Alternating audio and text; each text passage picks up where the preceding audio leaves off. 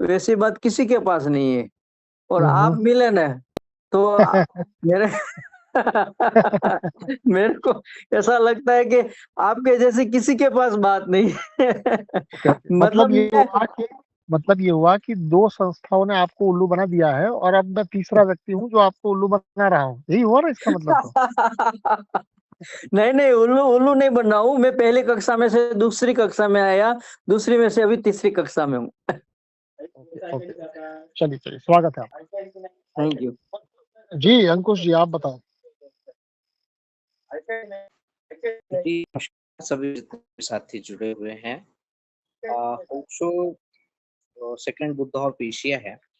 गौतम हम्म, बुद्ध के बाद में यदि किसी अ, बुद्ध पुरुष के यदि इतना प्रभाव रहा है पूरी देश दुनिया में, हम्म, तो वो ओशो का रहा है। और इतनी व्यापकता आ जाती है उनके उनको सुनने पर कि आप फिर ओशो सतोशी जैसे किसी व्यक्तित्व के साथ में टकराते हैं। हम्म, और ये टकराना या इनसे मिलना या बातचीत करना ये ओशो की ही देन है।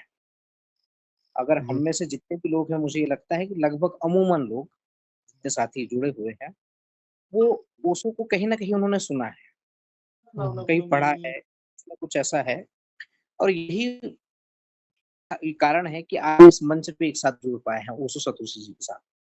तो ये एक प्रखरता, एक व्यापकता देती है ओशो की वाणी, ओशो के जो भी दर्शन हैं, उन्होंने जो कहा है, बोला है प्रवचनों में।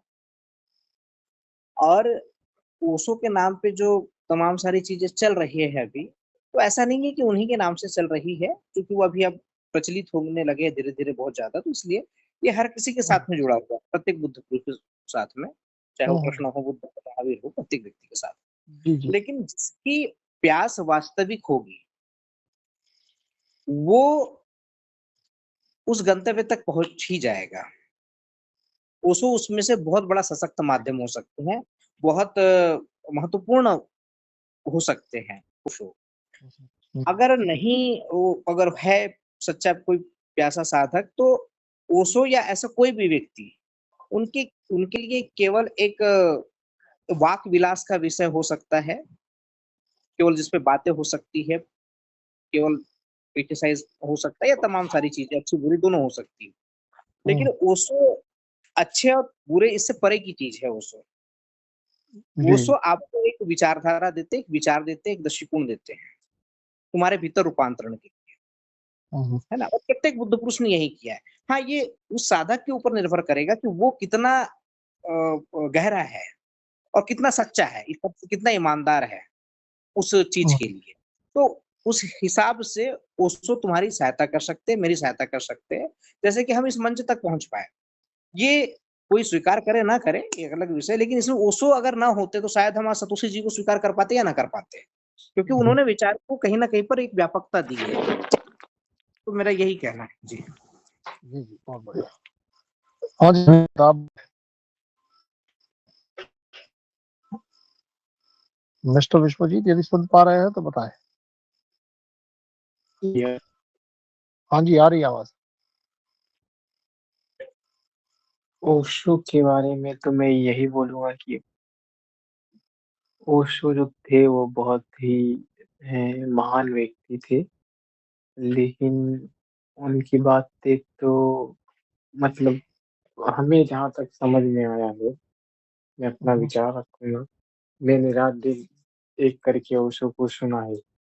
पूरी रात दिन मैं सपने में भी ओशो ओशो ही आते थे, इतना सुना है ओशो को।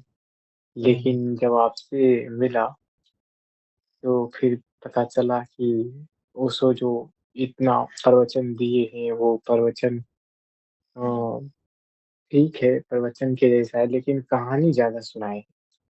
तो उन तो वो कहानी मधुर कहानी जो है ना, एक मूवी टाइप का चलते रहता है, वेब सीरीज टाइप का है। उसकी बात थी, वो सुनते रहो सुनते रहो सुनते रहो, और फिर सुनने के बाद फिर वही दुनिया में आ जाता है, तो फिर व्यक्ति वहीं पहुंच जाता है जहां से आया था। तो रूपांतरण तो हो नहीं पाता है। मैं जहाँ तक मेरे अंदर भी नहीं हो पाया। उस कुछ टाइम के लिए हुआ, जो होना चाहिए उतना नहीं हो पाया। तो ऐसा है ओशो का। और ओशो का विचार तो मत पूछिए, मतलब कि इतना क्रांतिकारी विचार है उनका। एक जो इसमें आता है ना, फॉरवर्ड मैसेज के माध्यम से एक एक फॉरवर्ड मैसेज में जो फोटो वगैरह लगा के जो विचार आता है, वो विचार मतलब अच्छे खासे लोगों को परेशान करके रखा है आजकल। सोशल मीडिया पे भी, इंस्टा पे भी उसको रील में लोग देख ले, लेकिन उनको इग्नोर तो नहीं कर सकते। एक दो बार लोग देखते हैं, लेकिन उसमें लोग डर से फंसना नहीं चाहते। तो ओशो का ये प्रभाव है कि अभी युवा वर्ग, जवान, मतलब युवा भी और बूढ़ा तो है ही, और जो भी हो, अमीर से अमीर, गरीब से गरीब, सभी कुछ ना कुछ उसका विचार को सुना है। और उसको क्या पता, उसको डर है कि मैं इसमें घुसना नहीं चाहता या कुछ। लेकिन हम लोग जो है सो इतना है, मतलब है कि हम लोग घुसे और उसमें घुस के जो भी विचार था उसको समझे या ना समझे, लेकिन अब तो ठीक है, उसको जहाँ तक है वो ठीक है। लेकिन कुछ विचार जो था उनका, वो कॉन्ट्राडिक्ट भी करता था। तो ये भी है। अब वो सो है नहीं जिंदा। अब जिंदा व्यक्ति रहे तो क्या उससे पूछ लो कि ये बात आपने क्यों बोला है।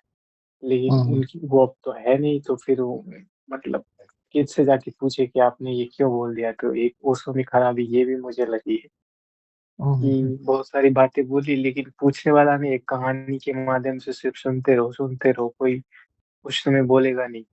तो इस ओशो का बातों में एक जादू है, एक नशा है कि उसमें आप मतलब कहानी की तरह सुनते रहो। तो उस तो मेरे ख्याल से ठीक है जहाँ तक बताएं उनका। लेकिन पूरा जीवन देखे तो बहुत ही खतरनाक लगता है।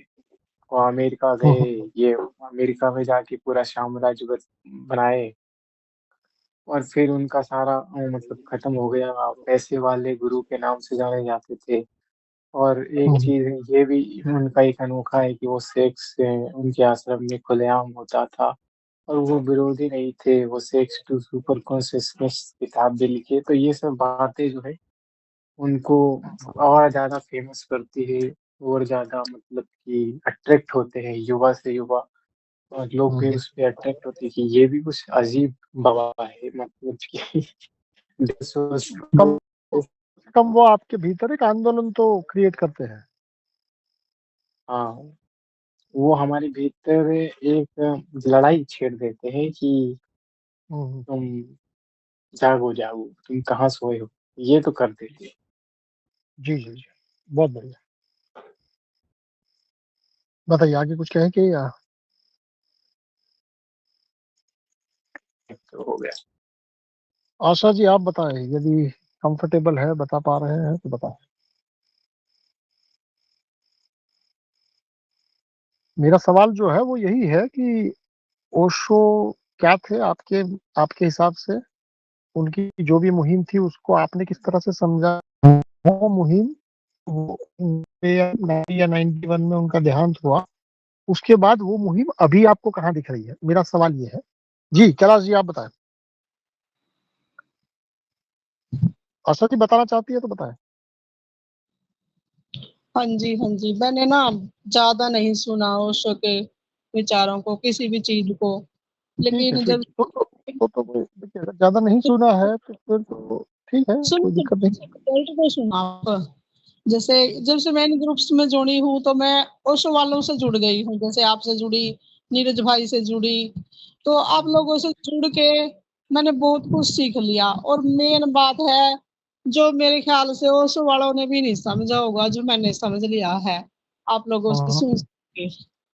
जैसे कहते हैं ना, अभी मेरे को लग रहा है अभी वो शो था पिछले जन्म में था, लेकिन अभी भी तो वो पावर कहीं ना कहीं काम कर रही होती है। जैसे शरीर चलता है, आत्मा तो काम करती है किसी दूसरे शरीर द्वारा, और जी वो जी जी लगती है वो शायद आपके द्वारा ही अभी ओशो की आत्मा काम कर रही है। मैंने ये रिजल्ट है। जी ये सब अपने आसपास ही होती है, लेकिन बस उसको पहचानने की जरूरत है। भाई हाँ, जो समाधि समाधि बोलते हैं, ध्यान बोलते हैं। तो जिसका ध्यान लग गया ना, वो अपने आसपास की सब चीजों को अनुभव करेगा, फील करेगा। सब हाँ चीजें हाँ, अपने क्योंकि व्यक्ति का तो एक लिमिटेड लाइफ है, पर व्यक्ति का जो मैसेज था, व्यक्ति जो बताना चाहता था, वो तो फिर उसके चले जाने के बाद किसी और माध्यम से वो बताना तो जारी ही है, अभी भी जारी है। और हाँ ये जी, केवल ओशो के बाबत नहीं, हर एक व्यक्ति के बाबत यही है। तो मेरा सवाल भी यही है कि ओशो की मुहिम आखिरकार थी क्या? वो व्यक्ति को क्या ऐसा बताना चाहते थे जो आगे के जितने भी गुरु रहे हैं या जितनी भी व्यवस्थाएं रही है उनमें से या तो छूट गई थी, या तो उन्होंने कोई ऐसा फॉर्मूला आपको देने की कोशिश की थी जिसके कारण व्यक्ति जो है वो अपने जीवन को बेहतर कर पाए। तो ओशो का नाम थोड़ी देर के लिए हटा भी दे तो उनके मैसेज क्या थे, वो दुनिया को क्या कहना चाहते थे, और आज उनके नाम पर जो कुछ भी आप अपने आसपास घटित होता हुआ देख रहे हैं, क्या उनमें वो मैसेज वैसा का वैसा है या एडिट हुआ है? ये मेरा बुनियादी सवाल है। जैसे कहते हैं ना, एक जन्म में हम पूरा नहीं कर सकते कोई उद्देश्य, बीच में ही जैसे शरीर छूट गया तो वो उद्देश्य अगले जन्म में भी पूरा करते हैं। लेकिन यही है, उसको पहचानने की जरूरत है भी, वो शक्ति कार्य कहाँ कर रही है। तो यही किससे सीखते हैं हम? ध्यान से, जिसको समाधि बोलते हैं। और जिसकी समाधि लग गई, ध्यान लग गया, वो इन चीजों को पहचान लेता है। जो नहीं पहचान रहा, समझो उसकी अभी समाधि नहीं लगी है। जैसे वो एक शब्द मैंने सुना था भी, संभोग से समाधि एक ध्यान है ये भी। तो उसका एक दिन मेरे को बहुत अच्छा अनुभव हुआ भी। वो तो एक खिलौना दिया था, लेकिन खिलौना खेलते खेलते भी एक दिन इसको छोड़ देंगे अगर इनकी समाधि लग गई। लेकिन जिसकी समाधि लग गई तो उसके ये सब खिलौने छूट जाते हैं। अगर नहीं छूटे तो इसका मतलब किसी की अभी समाधि लगी ही नहीं। मेरे को इतना अच्छा फील हुआ था ये चीज। फिर मैंने देखा भी, हाँ, सभी धर्म गुरुओं का उद्देश्य यही है, सबको एक करना, एक करना। और ओशो का भी उद्देश्य यही था, सबको एक करना। भाई हाँ, जो भ्रम फैले हुए हैं उनको मिटाना। बस सभी का उद्देश्य एक ही है। अगर सबका उद्देश्य समझ में आ गया तो फिर हम सब एक ही हैं। फिर कोई भेदभाव नहीं रहेगा भी ये ओशो वाले हैं, ये ब्रह्मा कुमारी वाले हैं, ये राम रहीम हैं। तो यही मिटाना सबका उद्देश्य है, जितने भी धार्मिक संस्थान हैं। ऐसा वो है मेरा।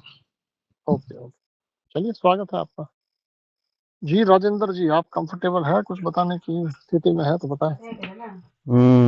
मैंने सब पर्टिकुलर सिर्फ ओशो को नहीं, जो भी स्पिरिचुअल मुझे मिलता गया है वो पढ़ता गया है, उसमें ओशो को भी सुना पड़ा है। ओवरऑल जितना स्पिरिचुअल अब तक का जर्नी रहा है उसमें से ओशो को मैंने 20% ही, ओवरऑल आउट ऑफ 100 20% ही ये किया है, मैंने डिस्कवर किया है। और मेरा अभी शुरू ही है वो यात्रा।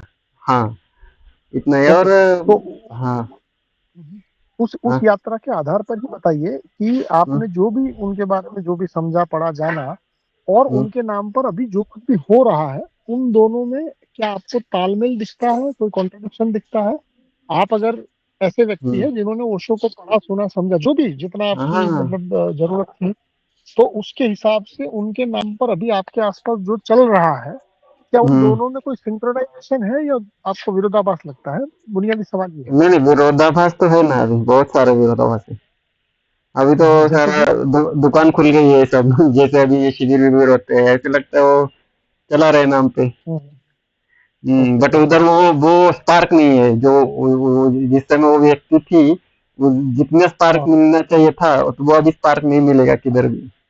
इवन आपसे हाँ मिलेगा, हाँ बट दूसरे कोई मिले मुझे, बट किसी से वो स्पार्क नहीं मिला उतना। हाँ, हाँ ऐसे। हाँ, सही सही बात। वो काम मतलब कि चलो उनका जो एकदम, मैंने एकदम ऐसा रटा रटाया रहता है ना, रटा रटाया वो चल रहा है, ऐसे लगता है उधर जाने के बाद या किसी भी सन्यासी से वो मिलने के बाद। उन्होंने जैसे होता है ना कि भाई आपने चाय की फ्रेंचाइजी ले ली तो हाँ हाँ, मसाला चल वहीं पे रहा है आएगा, अभी। सब कुछ वहीं से हाँ आएगा। हाँ, वही है। हाँ हाँ, हाँ। मतलब ब्रांडिंग हो जाएगा, आपका ओशो का गांधी। पूरा पोशाक हो जाएगा, आपका पूरा माला हो जाएगा, आपका पूरा रिसोर्ट भी शायद बन जाए, पर उसके बाद भी उसमें जो स्पार्क था वो स्पार्क हाँ, मिसिंग है। स्पार्क नहीं ना, करंट मिलती है। ऐसे। हाँ हाँ। और इवन बातों हम्म। में भी, जैसे ओशो जो है, वो ओशो हाँ, को अगर आप ठीक से सुनते हैं तो उसके अंदर एक अभी विद्रोह भी था हाँ। जो बने हाँ, बनाए जो अभी भी सुनते हैं तो विद्रोह, मतलब वो ऑडियो भी सुनते हैं तो हाँ थोड़ा वो मिलता है स्पार्क को। हाँ बट वो जब यस, व्यक्ति पर रही होगी तो कितना वो ओरा रहेगा हाँ उसका। हाँ, तो मतलब ये है कि भाई वो व्यक्ति तो उसका जो भी 50 60 70 जो भी साल का उम्र था उसका, वो अपना काम करके चला गया, पर उसके चला नाम गया। पर अभी आप किसी उसको सन्यासी से मिलेंगे तो आपको वो, नहीं हो सकता है वो धर्म की बात करे, वो कुछ बात करे, पर वो जो स्पार्क था, वो जो बनी बनाई इस व्यवस्था के हम्म ऊपर वो तीखा हमला कर पाते थे, उतना शायद स्पार्क अभी या उतना गुर्दा नहीं है आज के लोगों में। नहीं है, नहीं है। जी जी जी।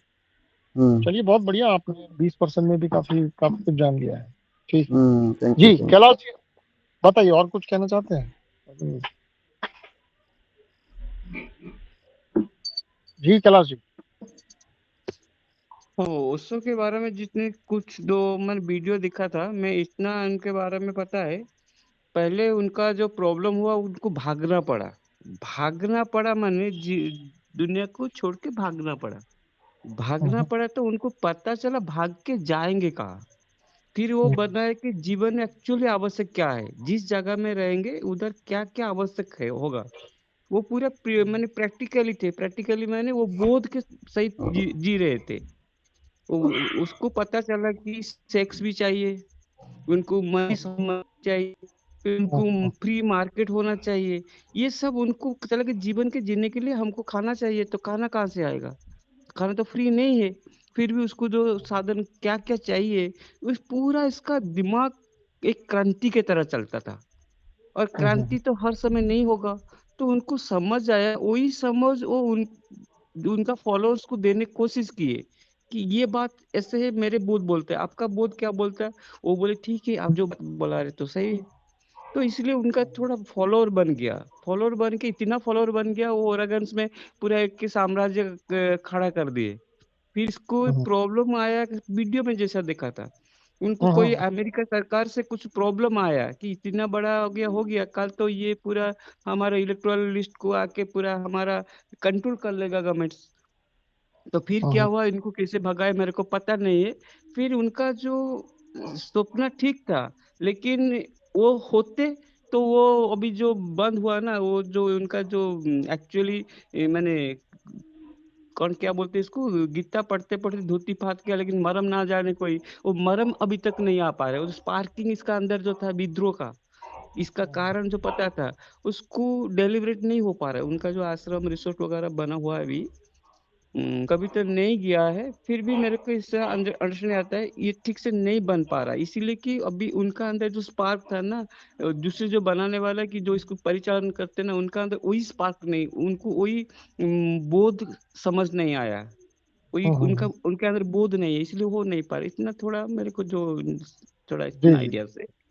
नहीं नहीं, बहुत बढ़िया बहुत बढ़िया। जी आर के जी आप बताएं। मिस्टर आर के, यदि आप सुन पा रहे हैं तो बताएं। जी जी, मुझे ज़्यादा नहीं मालूम है उनके बारे में। हम्म, बस थोड़ा बहुत जान पाया हूँ। हाँ, वहाँ रजनीशपुरम में थे और फिर इसके बाद भारत आ गए, पुणे में उन आश्रम बनाए। और वो मध्य प्रदेश के थे, उनको उनके नाना जी ने पाला था। हम्म, ये छोटी मोटी हमको जानकारी है, वो ज़्यादा नहीं। Okay no problem. जी रोनित जी आप बताएं। हाँ जी। तो नमस्कार सभी साथियों से पहले तो। और ओशो एक शब्द है, जब मैंने पहली बार सुना और जब इनको पढ़ा सुना धीरे धीरे, तो मुझे एक बात समझ आई। ओशो माने अलगाव। ओशो एक हम्म, अलगाव है। ओशो एक स्वतंत्रता है। ओशो है एक जीने की कला। और जितना मैं मानता हूँ, ओशो के टाइम में और ओशो के बाद अब तक इतना हाईली एनलाइटेंड पर्सन अभी तक नहीं हुआ है। ओशो में एक एक ऐसा स्पार्क था जो दुनिया के हर कोने के हर इंसान को के माइंड को खोलने की क्षमता रखता था। शायद हम्म, तभी अमेरिका की सरकार या जितने भी देश हुए सब उनसे डरे हुए थे, कहीं ये स्ट्रक्चर ही ना बदल दे पूरी मानव सभ्यता का। और वो उनमें हम्म, था, उतना उतना गुदा था कि वो पूरी मानवता सभ्यता को बदल सकते थे, एक हम्म, अलग ही डायरेक्शन दे सकते थे। और और जो आपका जो मूल प्रश्न ये है कि जो आजकल जो चल रहा है और वो जो करना चाहते थे उसमें क्या डिफरेंट है। मैं ये मानता हूँ कि कोई भी एक व्यक्ति होता है, वो सेंटर होता है। जैसे आपने जो लो बताया था हमें, सेंटर में वो एक ओशो थे और परिधि में बहुत सारे अभी उनके फॉलोअर हैं जो धर्म गुरु मतलब गुरु बने हुए हैं अलग अलग टाइप्स के। तो वो परिधि परिधि में मानता हूँ वो सेंटर कभी नहीं आ सकते, मतलब वो परिधि में ही रहेंगे। जितने भी ओशो के नाम पे मतलब खुले हुए हैं ना वो परिधि में ही रहेंगे। उनका अपना अलग अलग सेंटर बन सकता है लेकिन वो ओशो का सेंटर नहीं आ सकता। मतलब जो ओशो में स्पार्क था ना वो अलग ही था। वो भले ही कितना ही बोल रहे हैं ओशो ओशो की बातों को रटा रटा के कितना ही कुछ बोले लेकिन उनके अंदर अलग ही स्पार्क था। हाँ हो सकता है जितने भी व्यक्ति हैं परिधि में है वो अपना एक अलग से सेंटर बना के अपना एक अलग से कर सकते हैं सिस्टम तैयार। लेकिन जो ओशो थे वो ओशो ही थे। और आजकल जो चल रहा है वो ठीक है, वो ठीक कर रहे हैं क्योंकि उनकी इतनी ही क्षमता है। ओशो जितना तो वो वैसे भी नहीं कर पाएंगे, जो ओशो करना चाहते थे वो नहीं कर पाएंगे, वो एक ही बंदा कर सकता था। जो ये कर रहे हैं अपने हिसाब से ठीक है कि जितने भी धर्मगुरु हुए हैं आप बुद्ध को लगा लीजिए, बुद्ध चले गए लेकिन बुद्ध के बाद जो उनके फॉलोवर हुए उन्होंने वही किया जो बुद्ध ने मना किया था कि मेरी प्रतिमा मत बनाना बस। वो बुद्ध के जाने के बाद स्टार्ट दुनिया में जितनी बुद्ध की प्रतिमा बनी, बुद्ध का मतलब ही प्रतिमा हो गया, बुद्ध का मतलब ही मूर्ति हो गया उसके बाद। तो जो उसके फॉलोवर होते हैं वो उसको मतलब उस तरीके से कभी ले ही नहीं पाते। जितनी इनमें बुद्धि थी जितनी इनमें क्षमता थी इतना ये कर रहे हैं, ठीक है जो भी कर रहे हैं। कहीं ना कहीं मैं मानता हूँ कि इनके द्वारा ओशो से जुड़ तो रहे हैं लोग, ओशो की विचारधारा सुन तो रहे हैं।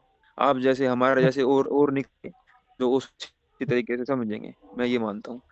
और ठीक है बाकी तो आप लोग बताओगे। धन्यवाद।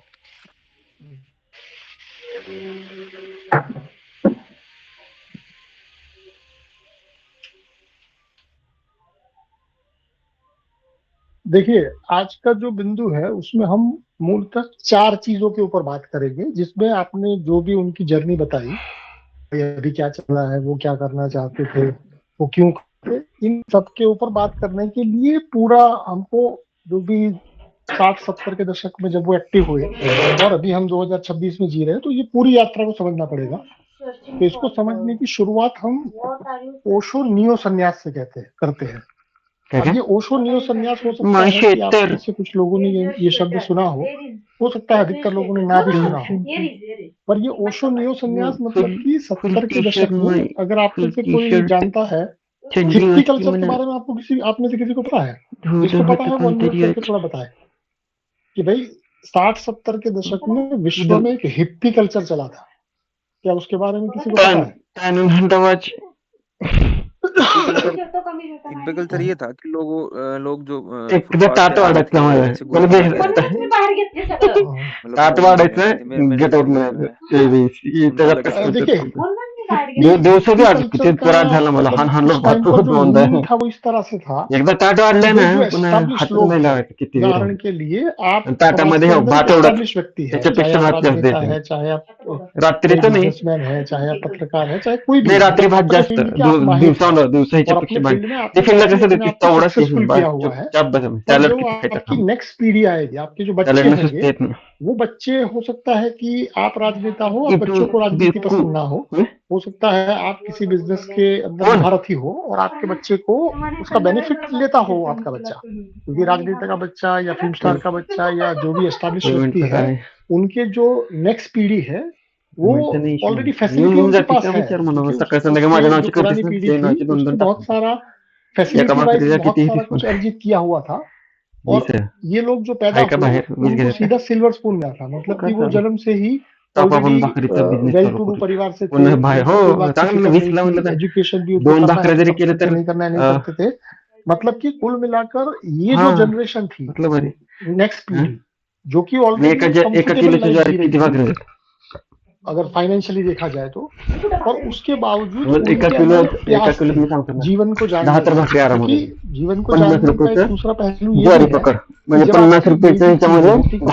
जब सुनिश्चित हो जाता है तो उसके बाद वो हमेशा जीवन को जानने की प्यास जगती है और उसी प्यास में कहीं ना कहीं आपको ये भी पता चलता है कि भाई जो अगली पीढ़ी ने किया है वो कहीं ना कहीं एक शोषण था, कहीं ना कहीं उन्होंने किसी की आवाज को दबाया था, कहीं ना कहीं उन्होंने किसी से कुछ छीना था। तो ये जो अलगाव था वो 60 और 70 के दशक में, जब शायद पूरा जो एशिया अफ्रीका जो है वो आजाद हो चुका था, पूरा जो वेस्ट है वो एकदम धन संपत्ति के मामले में बहुत आगे चला जाता था। अगर पूरे पृथ्वी की बात करें तो गुलामी जो है वो एशिया अफ्रीका से धीरे धीरे खत्म हो रही थी, मतलब ऑन पेपर जो सब देशों को आजाद किया जा रहा था, तो वो हो रहा था। उसके साथ साथ जो वेस्ट था वो वेस्ट टेक्नोलॉजी में आगे बढ़ रहा था, स्पेस में आगे बढ़ रहा था, युद्ध के हथियारों में आगे बढ़ रहा था, बिजनेस एक्सपांड हो रहा था। तो उसमें एक क्लियर कट एक डिफरेंस दिख रहा था कि भाई पृथ्वी का एक इलाका जो है वो एक इलाका एकदम संपन्न हो रहा है और पृथ्वी का जो दूसरा इलाका है उसमें हालत बद से बदतर हो रही है। तो ये जो संपन्न लोग थे उनकी जो अगली पीढ़ी थी उसको ये बात थोड़ी इम्बैलेंस लगी, और वो इम्बैलेंस में उन्होंने जो रिबेलियस जो क्रांतिकारी कदम उठाए अपने ही परिवारों के खिलाफ, अपने ही लोगों के खिलाफ, अपने ही माँ बाप के खिलाफ, जब उन्हें वो ऐशो आराम को त्याग दिया, जब उन्होंने उस चीज को खारिज कर दिया कि भैया ये कहीं ना कहीं लूट है, ये कहीं ना कहीं शोषण है। हो सकता है कि उनको शोषण और लूट जिस तरह से मैं कह रहा हूँ उतना पर्टिकुलर ना पता हो या उतना पर्टिकुलर उसका एहसास ना हो, पर ये जो नियो संन्यास है वो नियो संन्यास से पहले एक हिप्पी कल्चर पूरे विश्व में चला था। अब ये हिप्पी कल्चर जो है वो हिप्पी कल्चर में जितने भी लोग थे वो दाढ़ी बढ़ाते थे, वो दिनों तक नहाते नहीं थे, एकदम ऐसा बिहेव करते थे जैसे कि उनके पास कोई चीज हो ही ना। हालांकि वो एकदम वेल टू डू परिवार से आते थे, उनके पास कोई फैसिलिटी की कमी नहीं थी, पर उन्होंने एक होता है ना कि भाई विरोध करने का एक तरीका था। तो उन्होंने जो बने बनाए जो मतलब साम्राज्य थे उनका विरोध करने का ये तरीका खोजा था। उस तरीके के अंदर जो विद्रोह था वो विद्रोह ये था कि जो अगली पीढ़ी ने जो भी धन अर्जित किया है वो कहीं ना कहीं किसी से छीना है, किसी से लूटा है। भले वो उसको इतना आर्टिकुलेट तरीके से नहीं बता पाए हो, पर ये हिप्पी कल्चर का प्रभाव 60-70 के दशक में पूरे विश्व पर रहा था। अब उसी प्रभाव में ओशो ने एक नई चीज डाली, मतलब कि उसको पूरी तरह से खारिज नहीं किया, पर उसके साथ साथ उस विद्रोह को चेतना के साथ जोड़ा कि भाई अगर आपको सिस्टम में कोई फॉल्ट लग रहा है, अगर आपको जो भी अब तक की दुनिया की बनावट है उसमें कहीं कोई इम्बैलेंस लगता है, ये बात ठीक है क्योंकि इम्बैलेंस है तो आपको लगेगा ही, पर केवल आप उसको केवल वो लगाते रहेंगे उससे कोई मामला फिक्स नहीं होगा। उसके लिए आपको जीवन को जानना पड़ेगा, उसके लिए आपको जीवन को समझना पड़ेगा, उसके लिए आपके जीवन में ठहराव चाहिए। तो उन्होंने जो ये नियो संन्यास जो मूवमेंट चलाई वो मूवमेंट पर्टिकुलरली उन लोगों को टारगेट करते हुए बनाई थी कि जो व्यवस्था से पीड़ित नहीं थे, उनको जो सिस्टम चल रहा था उसका वो कोई शोषण उसके ऊपर नहीं हुआ था, पर उनको अपने ही अगली पीढ़ी द्वारा किया गया शोषण जो था वो अनैतिक लगा था, वो ठीक नहीं लगा था। तो इसलिए ओशो ने इस मुहिम की शुरुआत की कि भाई जो ऑलरेडी पढ़े लिखे लोग हैं, जिनके पास साधन संपत्ति भी है और वो समाज को लेके कुछ चिंतित है, तो उनको जीवन के मूल स्वभाव से जुड़ना चाहिए। अगर वो मूल से जुड़ेंगे तो हो सकता है कि इस शोषण के कारणों का उनको पता चले, न केवल कारणों का पता चले पर उसके सॉल्यूशन के बारे में भी वो कुछ कदम उठा पाए। और इसीलिए ओशो का जो 60-70 के दशक में जब वो पॉपुलर हुए थे, वो खुद एक कहीं लेक्चरर भी थे, मतलब किसी कॉलेज में वो पढ़ाते भी थे, तो ऑलरेडी वो एक पढ़े लिखे इंसान थे, उनका उठना बैठना जो था वो कल्चरल लोगों के साथ था, उनकी एक इमेज तो थी ही, पर उस इमेज के साथ साथ उन्होंने ये जो विद्रोहकारी लोग थे, विद्रोहकारी मतलब आज का ऐसा विद्रोह मत समझिए कि जो ऑलरेडी एकदम फटे हाल है और विद्रोह कर रहा है, उस टाइप का विद्रोह नहीं। एक ऐसा व्यक्ति जो कि विद्रोही है पर साधन संपन्न की कमी के कारण नहीं, साधन संपत्ति की उपलब्धता के बाद भी वो विद्रोही है। तो इसलिए अक्सर आप शायद आज पढ़ते सुनते होंगे कि ओशो जो था वो एकदम अमीरों का गुरु था। तो ये अमीरों का गुरु से ज्यादा ये था कि भाई वो उन विद्रोहियों का गुरु था जो कि व्यवस्था से शोषित नहीं थे, पर उनको ये शोषण जो था वो अनैतिक लगता था। तो उनकी जो मुहिम की शुरुआत जो है वो यहाँ से हुई और उन्होंने नियो संन्यास एक मूवमेंट चलाई पूरे विश्व में। और नियो संन्यास में उन्होंने पलायन नहीं करना है, त्याग नहीं करना है। जैसे उसके पहले जितने भी धार्मिक मूवमेंट हुई है वो सारी की सारी धार्मिक मूवमेंट के अंदर कहीं ना कहीं जीवन के साथ पूरी तरह से संयोग नहीं था, जीवन को पूरी तरह से नहीं स्वीकारा था, पर्टिकुलरली सेक्स के बाबत या अपनी इच्छाओं के बाबत या अपने रहन सहन कपड़ों के बाबत वो एकदम वो बात किए थे कि भाई व्यक्ति स्वतंत्र है कुछ भी करने के लिए, परमात्मा ने उसको स्वतंत्र ही रखा है और व्यवस्थाओं के दबाव के अंदर वो अपनी स्वतंत्रता खो देता है। और उन्होंने ये पहचाना कि भाई ये चीज यदि ऑलरेडी फैसिलिटी से भरे हुए लोगों के साथ ये हालत है, तो बाकी लोगों की हालत तो क्या ही होगी। तो उस हिसाब से उन्होंने उस भटके हुए लोगों को, उन्होंने हालांकि हिप्पी जो कल्चर था उसको भटके हुए लोग ही कहा था कि भाई उनकी जो मुहिम है वो केवल विद्रोह तक है, केवल विद्रोह से काम नहीं चलता। ये भी उन्होंने अपने शुरुआती दिनों में बहुत मुखर रूप से कहा था। तो नियो संन्यास जो है, वो नियो संन्यास उन लोगों को एक आइडेंटिटी देता था, एक पहचान देता था, जो कि समाज के उच्च वर्ग से आते थे, मतलब कि ऑलरेडी खाते पीते घर से थे, पर फिर भी उनको समाज की कुरीतियों का, पॉलिटिकल शोषण का थोड़ा बहुत पता चला था, और उसके कारण उन्होंने अपने घर से उस विद्रोह की शुरुआत की थी। तो उन सबको एकजुट करने के लिए, उन सबके साथ संवाद करने के लिए, उन सबको एक दिशा देने के लिए एक मूवमेंट शुरू किया था। आज की तारीख में भी जो भी ओशो के आश्रम में यदि आप में से कोई गया है, और जो दीक्षा की जो प्रोसेस है कि दीक्षा के अंदर एक नया नाम दिया जाता है, एक माला पहनाई जाती है, उसके साथ फिर नाच गाना होता है, ये सारी चीजें ओशो ने ही शुरू की थी। पर अभी जो हो रहा है और तब जो हो रहा था उसमें बुनियादी रूप से बहुत बड़ा डिस्टेंस था। आज की तारीख में जो भी लोग ये चीज कर रहे हैं, वो जो संन्यास ले रहे हैं, वो कोई पहले का जो संन्यास लेने वाला व्यक्ति था वो विद्रोही था। अभी जो संन्यास ले रहा है वो दुखी व्यक्ति है। वो जो लोग थे वो दुखी नहीं थे, वो विद्रोही थे। उनको समाज से कोई शोषण नहीं मिला था, वो शोषित पक्ष का प्रतिनिधित्व नहीं कर रहे थे, वो ऑलरेडी उस समाज का हिस्सा थे जिनमें अगली पीढ़ी ने किसी और का शोषण किया, ऐसा उनको लगा, और उसको लगने के कारण उन्होंने एक विद्रोह उनके भीतर जन्म हुआ। तो आपने शायद सुना ही होगा कि भाई ओशो के जो भी फॉलोअर थे उनमें उद्योगपति भी थे, उनमें पॉलिटिशियन भी थे, फिल्म कलाकार भी थे, मतलब कि ऐसे हर तबक्के से लोग थे जो कि एक कंफर्टेबल लाइफ जी रहे थे। तो नियो संन्यास जो है वो मूलतः एक, उन्होंने उसको नए मनुष्य की खोज कहा था कि भाई नया मनुष्य जो है वो ऑफिस भी जा सकता है और वो मंदिर भी जा सकता है, क्योंकि तब तक की जो विचारधारा थी उस विचारधारा में ये दो चीजों को एक साथ लाने का प्रयास थोड़ा कम हुआ था या लगभग ना के बराबर हुआ था। तो उन्होंने ये बात रखी थी कि भाई संन्यास का मतलब या भगवत्ता का मतलब जो है वो आपको जीवन से नहीं रोकता है, और जीवन से नहीं रोकता है इसीलिए उन्होंने जो उनकी पॉपुलर किताबें हैं या उनकी सेक्स के ऊपर जो समझ है, वो समझ इसीलिए थी क्योंकि उन्होंने जीवन की समग्रता को स्वीकारा था। उसके पहले का जो भी संन्यास था उसमें त्याग को मूल बताया जाता था, पर इन्होंने ये बात रखी कि भाई जीवन त्यागने का नाम नहीं है, जीवन भोगने का नाम है। पर अगर उस भोग के साथ यदि जागरूकता शामिल हो जाए तो, हालांकि मुझे नहीं पता उन्होंने ये डायरेक्टली कहा या नहीं कहा, पर वो शोषण नहीं होगा ये कहना चाहते थे। अब उन्होंने कहा नहीं कहा ये कुछ मैं उतना नहीं जानता, पर कुल मिलाकर उनकी जो बात थी वो ये थी कि भाई जीवन अगर जागरूकता के साथ जिया जाए तो उसमें त्याग की जरूरत नहीं पड़ती, क्योंकि जीवन को स्वीकारा जा सकता है, जीवन के हर एक पहलू को स्वीकारा जा सकता है। तो नियो संन्यास जो था वो कुल मिलाकर ये था। आज की तारीख में जो भी ओशो आश्रम जो कुछ भी चल रहा है उसमें उसी पैटर्न को रिपीट करने की कोशिश की जा रही है, उस मूल मंत्र को भूल के कि भाई वहां जो दीक्षा लेता था वो व्यक्ति दुखी नहीं था, वो विद्रोही था। और आज की तारीख में आप अगर कहीं ओशो के किसी इवेंट में जाते हैं और आप देखेंगे कि स्टेज के ऊपर कुछ लोग संन्यास ले रहे हैं या कुछ लोग दीक्षा ले रहे हैं, तो अगर आपको मौका मिले उनसे बात करने का या थोड़ा उनके जीवन के करीब जाने का, तो आप पाएंगे कि वो कहीं ना कहीं जीवन से दुखी है, जीवन को नहीं समझ पा रहे हैं, इसलिए उनको लगता है कि भाई ये दीक्षा के तरीके से शायद हम जीवन समझ पाए। तो ओशो नियो संन्यास जो है वो कुल मिलाकर ये था।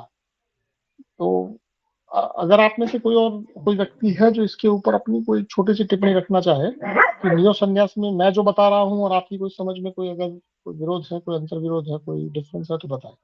एक आध व्यक्ति बता सकता है जो भी इसके बारे में जानता हो।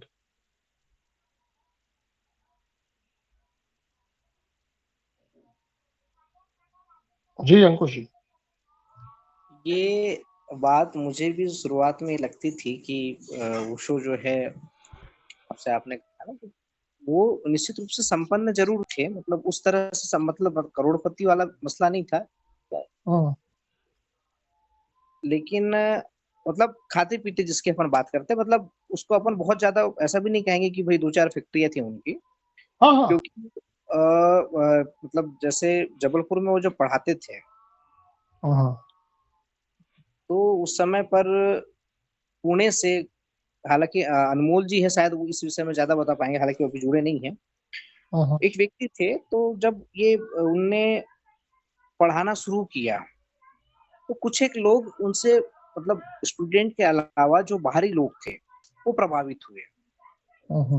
उनमें से एक व्यक्ति जो प्रभावित हुए वो पुणे से थे, जहां तक मैं अगर सही हूं तो उन्होंने ओशो को आमंत्रित किया कि आप को तो बच्चों को नहीं पढ़ाना है, आपको तो हमको पढ़ाने के लिए आप है, मतलब ये उन्होंने कहा कि जैसे फॉर एग्जांपल भाई आपको यदि मतलब 10वीं 12वीं को पढ़ाने दिया जाए और मेरी नजर आप पे पड़े या मैं आपको सुनूं, तो मैं ये कहूंगा कि सतोशी जी आप इसको कहाँ पढ़ा रहे हैं, आपको तो हमको पढ़ाना चाहिए। तो उन्होंने ओशो ने एक शर्त रखी थी कि भाई मतलब घर की जिम्मेदारी मेरे ऊपर में है और मेरे भाई को अभी उनके जो छोटे भाई थे जो अभी संन्यास्त हो गया, जिस तरह से उनका चलता है अभी, उनकी जिम्मेदारी मेरे ऊपर में है, तो मैं कैसे मतलब छोड़ के चले जाऊं नौकरी।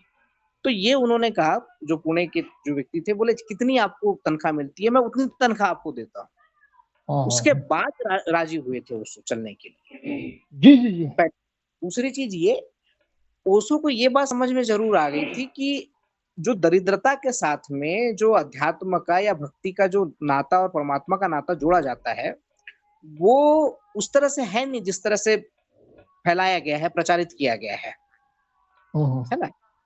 तो उनको ये बात जरूर समझ में आ गई थी और कई बार उन्होंने अपने वक्तव्य में भी इस बात को कहा है, और जैसे कि बुद्ध के विषय में कहा है, मतलब तीर्थंकरों के जितने भी उन्होंने कहा कि सभी क्षत्रिय थे, सभी राजा थे। उसमें कबीर अपवाद कहते हैं वो अपने आप को, मतलब कबीर को उन्होंने अपवाद कहा। तो उनका जो दृष्टिकोण रहा, उनकी जो विचारधारा रही, वो कुछ ऐसी रही कि इस तरह से लोग उनके साथ जुड़ते गए। मैं ऐसा मेरा वो है, क्योंकि ओशो मतलब थे, मतलब मैं ये नहीं कहता कि मांगने कमाने वाले थे, लेकिन मध्यम वर्गीय थे, उनकी कोई फैक्ट्रियां नहीं थी, कोई बहुत बड़े करोड़पति नहीं थे वो, लेकिन उनका जो जैसे फॉर एग्जांपल कि आपसे जुड़ने के बाद में जैसे मुझे जो पैसों के प्रति जो था ना, वो अब नहीं है। एक जैसे हीनता कह दीजिए या एक कह सकते हैं आपकी भाई एक इंफीरियरिटी कॉम्प्लेक्स होता है, एक हीनता का भाव होता है। इसका मतलब ये नहीं हो गया है कि मैं करोड़पति हो गया हूँ। एक चीज समझ में आ गई। ठीक उसी प्रकार से ओशो के साथ में जो लोग जुड़ते गए या ओशो को जिस तरह से विचारधारा रही, तो वो रही कि जिस तरह से धर्म को लेकर के या भक्ति को लेकर के तमाम सारी चीजें चली आ रही थी परंपरागत रूप से, या जो लोक धर्म था जिसमें ये तमाम सारी चीजें आई थी, ओशो ने इसको बिल्कुल तोड़ा और इतने विरोध से तोड़ा कि आज हम तमाम लोग उनके प्रति कुछ भी क्या बोल सकते हैं, लेकिन ये सच में वैसा होना एक चमत्कार से कम नहीं था। आज आप नहीं कर सकते वो बातें जो ओशो ने कह दी। जो उनकी फॉलोअर्स थे तमाम, वो अलग विषय है, वो कितनी चीजें आगे गई उस पर भी हम चर्चा करेंगे, लेकिन ओशो अपने आप में, जैसे मैंने शुरुआत के दौर में कहा था कि बुद्ध के बाद में यदि बहुत ज्यादा प्रभाव किसी का रहा तो वो उनका रहा। तो जिस तरह से लोग, पहले स्वाभाविक सी बात है कि जब तक कि देह की आवश्यकता पूरी नहीं होगी तब तक कि मैं मन और आत्मा के तल पे नहीं जा सकता। ये बड़ा अमूमन अपवादी होगा, जैसे कबीर और तमाम सारे कुछ लोग हैं। तो देह के तल पे जो लोग संतुष्ट हो गए थे, जिनकी आपने चर्चा भी की, लेकिन मन और आत्मा के तल पे कहीं ना कहीं पर एक असंतुष्टित थी उनके मन में, है ना। तो वो लोग फिर उनकी बातों से प्रभावित हुए। तो उनमें अमूमन वो लोग थे जो देह के तल पे संतुष्ट थे, जिनको रोजी मतलब कपड़ा मकान ये सब हो गया था, लेकिन कहीं ना कहीं पर उनकी एक भीतर की जो चीज थी वो अधूरी थी, वो खालीपन था। तो ये हुआ, ये मुझे लगता है शायद ओशो का ऐसा कुछ रहा नहीं होगा। हालांकि इसमें एक चर्चा और भी आती है, उनकी एक इंटरव्यू मित्र का मैंने इंटरव्यू सुना था, मित्र ने शायद वो टीचर थे उनके। तो हुआ ये कि ओशो को वाद विवाद का बड़ा शौक था और विश्वविद्यालयों में पहले कल्चर हुआ करता था, किस प्रतियोगिता हुआ करती थी वाद विवाद को किसी विषय को लेकर के। तो एक दफा क्या हुआ, गुजरात से, क्योंकि आप भी गुजरात से है तो मैं थोड़ा सा उसका लिंकअप है कह दूं, तो गुजरात के कुछ व्यापारी वर्ग उनको सुने ओशो को, और उनको ओशो को आमंत्रित किया गया गुजरात में, शायद वडनगर या किसी को जगह का मुझे नाम शायद नहीं पता है अभी। और वहां पर ये हुआ कि उन्होंने ओशो का प्रवचन रखा और ओशो का आमंत्रित किया गया, लेकिन जो लोग आमंत्रित किए गए उनसे उन्होंने पैसे लिए वहां के व्यापारियों ने, समझे आप। तो ओशो को ऐसा लगा कि भाई ये लोग मेरा और फायदा उनके उठा पैसे सकते हैं पैसे लेकर के मेरे प्रवचन ये करके, तो मैं क्यों नहीं। ये एक थॉट है, हालांकि कितना सही है गलत मुझे नहीं पता, लेकिन उनके एक प्रोफेसर रहे जिन्होंने इस बात की पुष्टि की थी। तो मैं यहाँ यही नहीं, कहूंगा, क्योंकि मतलब क्योंकि ये सबसे उन्होंने पहले। उन्होंने एक रूढ़ी को तोड़ा था भाई। हाँ हाँ आध्यात्मिक लेक्चर उनके पहले जितने भी होते थे, चाहे वो मंदिरों में होते हो, आश्रमों में होते हो, उसका कोई शुल्क नहीं था। पर उन्होंने शायद सबसे पहले व्यक्ति है भारत के परिप्रेक्ष्य में कि उन्होंने अपने आश्रमों में मतलब कि एक जाने एंट्री क्यों फीस नहीं रखी थी फोन कि भाई अगर आपको फोन कर केवल दूंगा सुनने मैं भी तो आना है तो चला सुनने आने नहीं का एक शुल्क है, वो शुल्क दे के हाँ आइए ताकि आपको वो चीज समझने के लिए आप अपने, शायद जैसे मैं कहता हूँ कि भाई एक शुल्क रखने से आपके दिमाग के अंदर एक जगह बनती है। फिर उस जी जगह का बिल्कुल। कितना आप उपयोग कर पाते हैं नहीं कर पाते वो बात की बात है। पर कम से कम अगर कोई शुल्क रखा जाता है, कोई एंट्री फीस होती है, तो उससे दिमाग के अंदर एक जगह तो पैदा होती है और व्यक्ति थोड़ा शुद्ध डिसीजन ले पाता है कि भैया मैं अपना टाइम यहाँ दूं या ना दूं। क्योंकि मुद्रा हमेशा एक कारण तो रहती ही कुठल्या है कि मुद्रा शनिवारी के जातेस पीछे का आपने कुछ ऊर्जा तिकीट लगाई होती तिकीट है, भेटना झाले कुछ म्हणून आपने म्हणलं उसके बारे में सोचा होता है।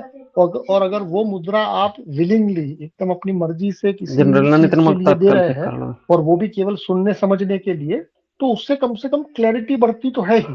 ये शायद उन्होंने उस जमाने में पहचान ही लिया था। जैसा मैं आज भी हाँ कह रहा हूँ कि भाई और ये शुल्क इसमें क्या रखने का हुआ कि कारण जब ये क्या है। व्यापक हुआ, ये चीज जब व्यापक हुई ना, तो फिर लोगों ने ये कहना शुरू कर दिया कि ये अमीरों के गुरु है, बघतो नंतर जब ये ठेव की व्यापक लाभ हुआ। जी जी जी जी जी।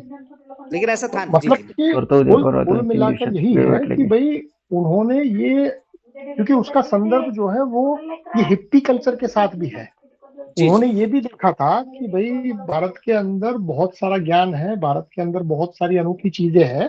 पर उन्होंने ये भी देखा कि ये जो कॉलोनाइजेशन था, भारत में हम्म 200 साल तक अंग्रेजों ने राज किया, उसके हम्म कारण एक तो एवरेज जनमानस है, उसके अंदर ये भी थोड़ी भ्रांति पड़ गई थी कि जब तक कोई चीज वेस्ट एक्सेप्ट ना कर ले तब तक हम्म। ईस्ट उसको मानेगा नहीं। तो उसलिए हाँ उन्होंने जानबूझकर कि भाई अगर मान लीजिए कि किसी के थोड़े गोरी चमड़ी वाले फॉलोअर है तो फिर वो अपने यहाँ के लोग जो है वो, क्योंकि वो गोरा मान रहा है तो मैं भी मान रहा हूँ, तो ये उनका टेक्निक था कि भाई अगर हाँ आपको हाँ, इसी तरह से इससे समझ में आता इससे है तो मैं पहले आपको भी। इस तरह से समझाऊंगा। जी हाँ जी। हाँ, इससे और ये होता आ रहा है हमारे यहाँ पर। आप जितने भी लोग देखे, चाहे वो स्वामी विवेकानंद जी भी, जब वो शिकागो हाँ से आए तो वो प्रसिद्ध हुए, जी। है ना। तो ये एक और आज भी है, आज भी परंपरा है। हाँ आज भी जी ये जी चीजें जी। जब तक के वेस्ट उसको वो स्वीकार ना कर ले, हम तवज्जो देते नहीं। सदगुरु जग्गी वासुदेव बहुत अच्छे उदाहरण है अभी वर्तमान में इसके। हाँ भाई अभी का जो भी उदाहरण है, इवन जो इस्कॉन है या इवन हाँ हाँ जितनी भी जो पॉपुलर मुहिम है, अगर उनको एक्सेप्ट वेस्ट नहीं करता तो फिर ईस्ट को उसको पचाने में थोड़ी दिक्कत आती है। और वो दिक्कत का जो कारण है वो कॉलोनाइजेशन है, क्योंकि 200-250 साल का जो अंग्रेज शासन है उसने कुछ ना कुछ जड़ों को गुलामी, प्रभावित तो किया है।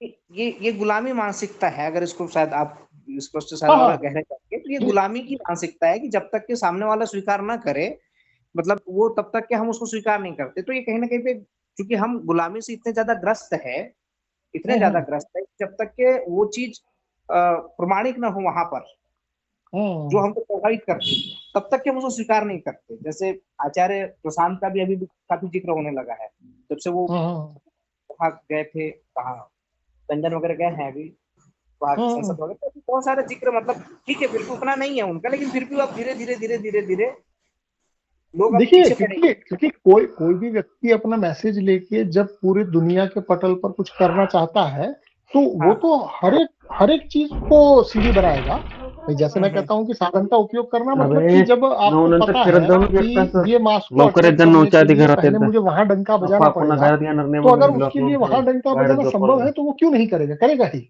9 पर्यंत यायचं घरात आपलं आपलं जी। काय अब उसी कड़ी में जैसे रजनीशपुरम, रूल इज रूल मतलब जो ओरेगन में उन्होंने जो एक प्रयास किया, वो प्रयास के हिस्ट्री में थोड़ा कुछ ऐसा रूल है आहे कि भाई वो 9च्या करना तो नाही भारत में ही छोटं चाहते ठेवूया थे, पर भारत में अभी जो पॉलिटिकल 9च्या व्यवस्था थी, नंतर नाही खास बाहेर करके उनका जो ये गुजरात के ही एक पीएम बाळू थे, बाबू बहुत कम समय अभ्यास के लिए, केलास मैं काय नाम उनका भूल रहा हूँ, अभ्यास मोरारजी तो संस्कृत उनके मोरारजी साथ Morarji homework Desai, yes yes.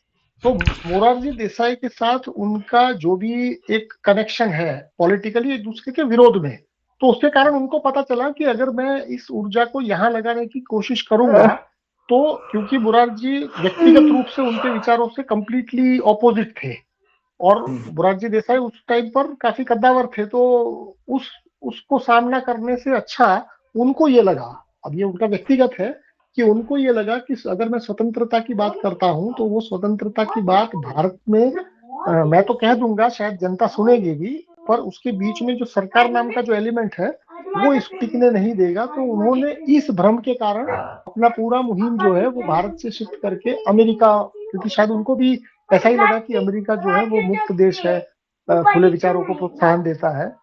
तो उन्होंने अमेरिका में जाके ओरेगन में ये आश्रम बनाने की कोशिश की। अब आप में से कोई व्यक्ति यदि जानता हो कि वो कोशिश फेल क्यों रही, अगर संक्षेप में आप में से सभी की प्रतिक्रिया मैं चाहूंगा, जो जो व्यक्ति जानते हैं वो मुझे बताए कि आपके हिसाब से वो प्रोजेक्ट जो है वो फेल क्यों रहा, मतलब कि वो जो करना चाहते थे वो अपने जीते जी वहां कर क्यों नहीं पाए, उसके पीछे के कारणों के ऊपर आपकी जो भी दृष्टि है। जी विश्वजीत।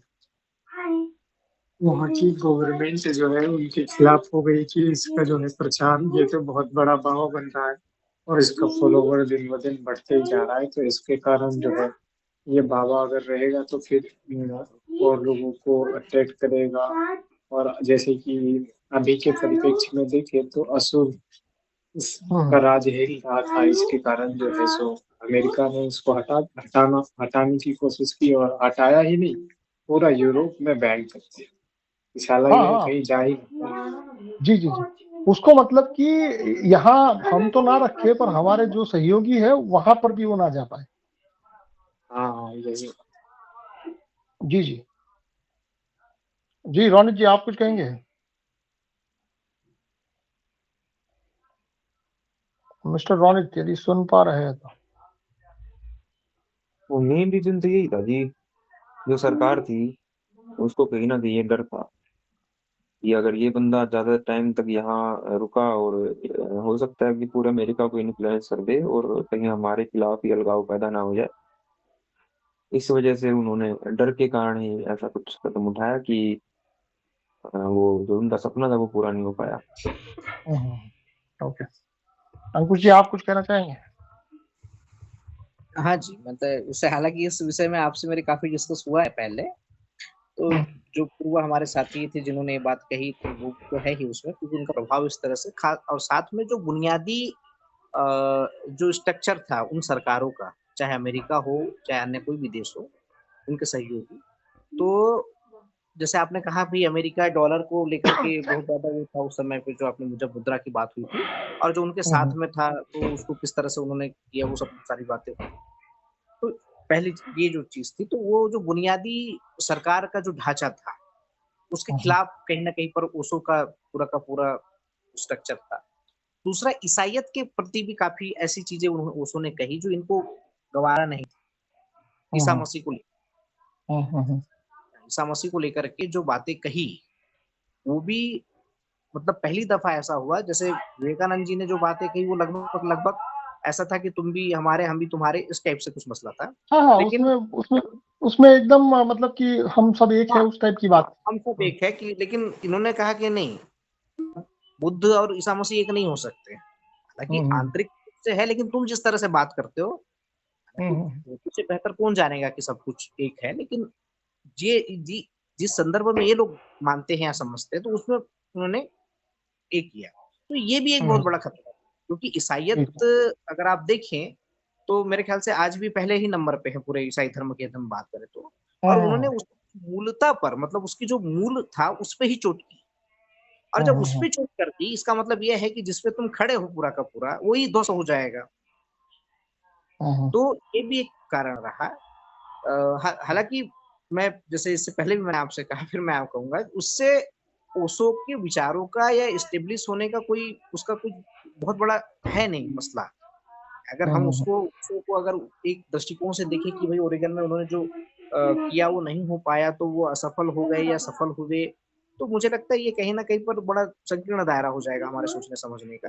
ये कुछ ऐसा है कि भाई कृष्ण ने नगरी बनाई, क्या नाम था उसका, जो समुद्र में वो हो गई, द्वारका। तो हम ये कहें कि भाई वो द्वारका नगरी बनाई, वो सफल नहीं हो पाई, इसका मतलब श्री कृष्ण कोलैप्स कर गए पूरा, वैसा नहीं है। उनकी एक लीला का हिस्सा है वो। जैसे मैंने इस पे चर्चा हुई है मेरी आपसे, तो वो एक बनाना था उनको, वो नहीं बन पाया या जो भी जिस तरह से हुआ, लेकिन ओशो को जो अपना काम करना था उन्होंने कर दिया है। वो कर ही रहे हैं विचारों के माध्यम से। अब कोई जी अगर जी उसमें उलझता है कि वो क्यों नहीं हुआ या क्या हुआ, तो मुझे लगता है ये कुछ ऐसा ही है कि भाई कृष्ण की जो नगरी थी वो द्वारका वो डूब गई है। अब वो कैसे डूबी और उसके पीछे क्या कारण थे, तो मुझे लगता है शायद ये उतना प्रासंगिक नहीं होगा, ऐसा मुझे लगता है। ये उचित नहीं मिलेगा मुझे। जी जी जी। हाँ जी भाई, और कोई साथी कोई अपने विचार रखना चाहे? कैलाश जी, आप कुछ कहना चाहेंगे? जी, हाँ। जी जी, अमोल जी आप बताएं। ओरेगन में जो ओशो के द्वारा जो स्थापित होना था, वहां पर मुझे यह लगता है कि आप जो बात कहते हैं कि जो पूंजीवादी व्यवस्था है वो उस तरह से वो लाना चाहते थे और वो हर तरह के माध्यम से, लेकिन वहां के गवर्नमेंट को या जो भी ये व्यवस्था है उनको ये नहीं अच्छा लगता ला पाए, क्योंकि ओशो तो उन्होंने कहा ही था कि भाई समाजवाद से सावधान। तो इस तरह वो साम्यवाद के तरफ तो नहीं जाना चाहते थे, क्योंकि समाजवाद के आगे तो वो बात थी, वो पूंजीवाद की ही समझो खिलाफत करते थे, मुझे ऐसा लगता था। और इसलिए वहां पर वो उनको असफल किया गया समझो सिस्टम के द्वारा। हाँ जी जी, संजय जी आप कुछ कहना चाहेंगे? जी स्वामी जी, मैंने सुनी हुई बात को तो उसका कोई मतलब नहीं है, इसके लिए क्या बोलने का, इसमें इसके लिए कुछ नहीं बोलता हूँ। नहीं, आप देखिए, सुनने में आपने जो कुछ भी सुना है उस सुनने के आधार पर आपके पास अपनी कोई समझ बनी होगी। मैं ये नहीं कह रहा हूँ कि आपको मुझे कोई एविडेंस देना है, मैं यहाँ एविडेंस की बात ही नहीं कर रहा हूँ। मैं तो उस समझ के आधार पर आपकी अपनी क्या समझ बनी कि भाई ओशो जैसा एक प्रखर विद्वान अमेरिका गया, उसने वहां जाके अपना एक मतलब एक जिला ही बना दिया था। तो वो जिला बनाने के बाद भी उनको इतनी दिक्कतें हुई, वह भारत वापस आना पड़ा, किसी देश में उसको एंट्री नहीं मिली। इसके पीछे आप क्या कारण समझ रहे हैं? यहाँ पर काफी लोगों ने अलग अलग कारण दिए हैं, तो आपका व्यक्तिगत कारण उससे मैं मतलब यकीन रखूं ही, या मैं जो कारण कहूँ उससे आप यकीन रखिए, पर आप अपनी समझ बताएं ताकि चीजों को समझने के लिए कम से कम अपने दिमाग को हम थोड़ा शार्प कर पाए, बस यही मकसद है। हाँ, तो मेरी समझ में ऐसा कुछ आया कि ओशो जब ये जो ख्रिस्ती लोग जो थे, ज्यादातर अमेरिका वगैरह के ख्रिस्ती लोग ही उसमें थे, तो उसको संन्यास देते थे ना, तो वो ऐसे नाम रखते थे जैसे अपने भारतीय हिंदू का जैसे नाम होता है, बराबर।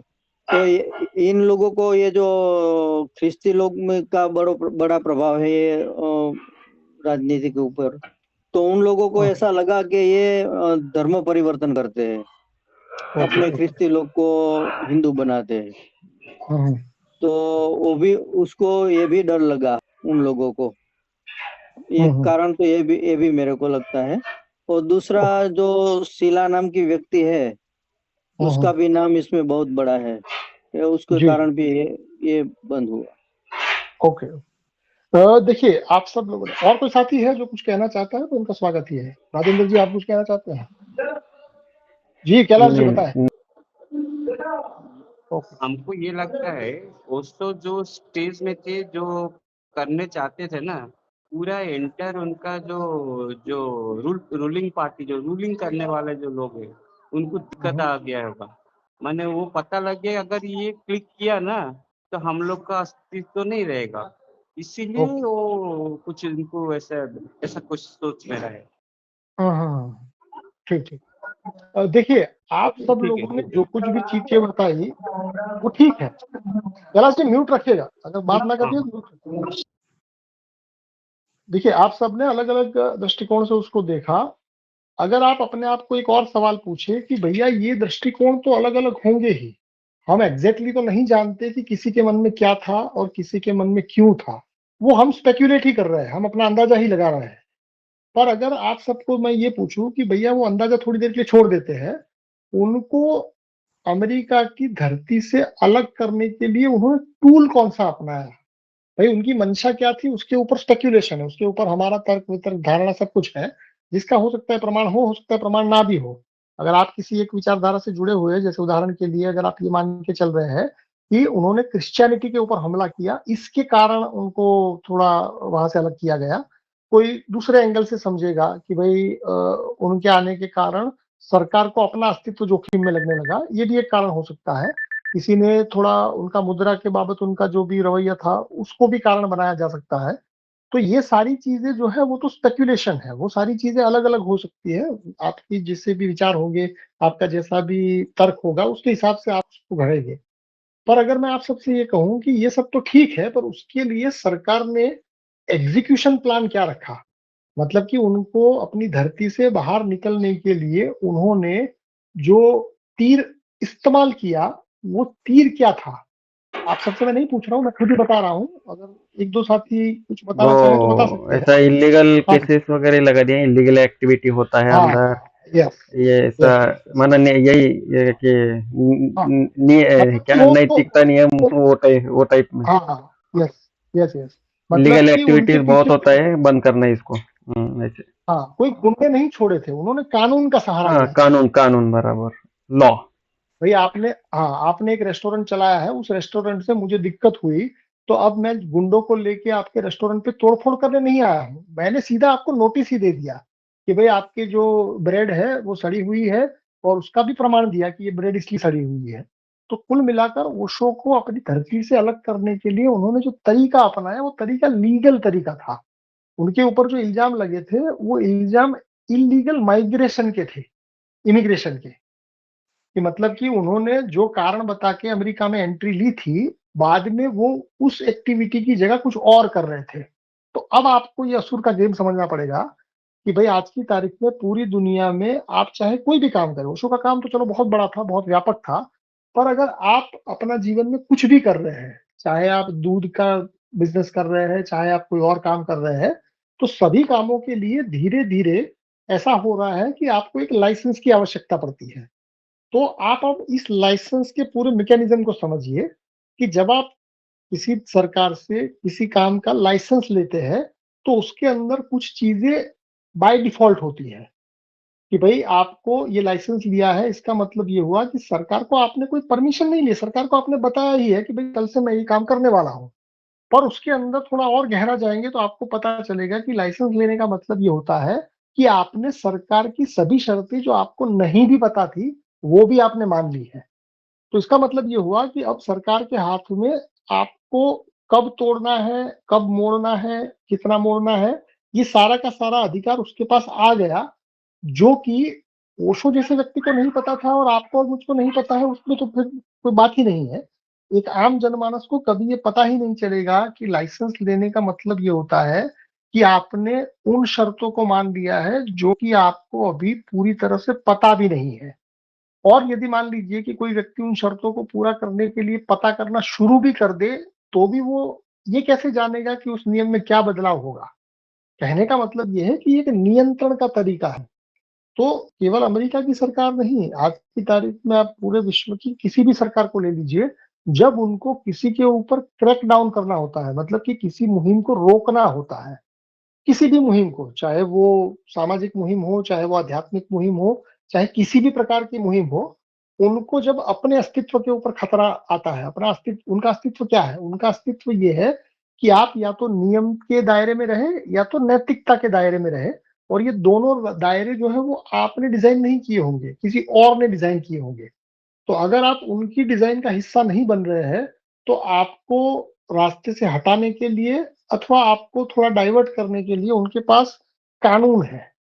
तो इस कानून के तहत उनको हटाया गया, और अब ये कानून जो है वो इसलिए बनाया जाता है ताकि चीजों को लीगल और इलीगल में डिफरेंशिएट किया जाए।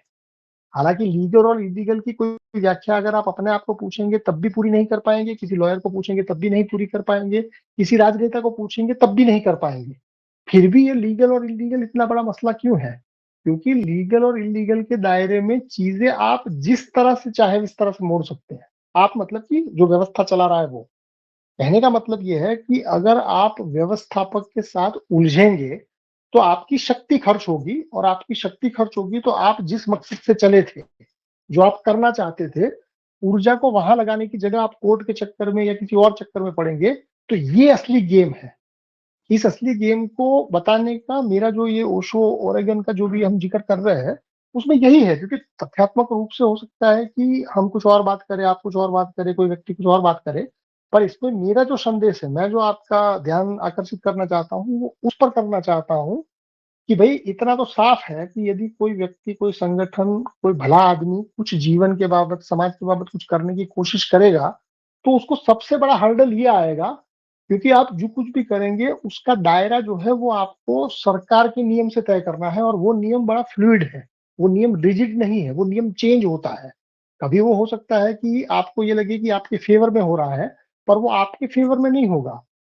टेम्पररी आपको ऐसा लगेगा कि आपके फेवर में हो रहा है, बाकी अल्टीमेटली उनका एक विजन है, और उस विजन के बीच में अगर आप आ रहे हैं तो आपको हटाने के लिए आपने ही उनको एक अथॉरिटी दे दी है लाइसेंस लेके। इसका मतलब ये मत समझिएगा कि मैं आपको लाइसेंस से मना ही कर रहा हूँ, मैं आपकी चेतना को केवल उस बिंदु तक ले जाना चाहता हूँ कि ये पूरी की पूरी प्रोसेस जो है, उस प्रोसेस के अंदर आप यदि उनके साथ है तो आपको सारी फैसिलिटी मिलती जाएगी, आपको सारा सपोर्ट मिलता जाएगा, और अगर आप उससे अगेंस्ट में है तो आपको फिर कानून में, संप्रदायों में, धर्मों में, दूसरी किसी मसले में, मीडिया में उलझा दिया जाएगा।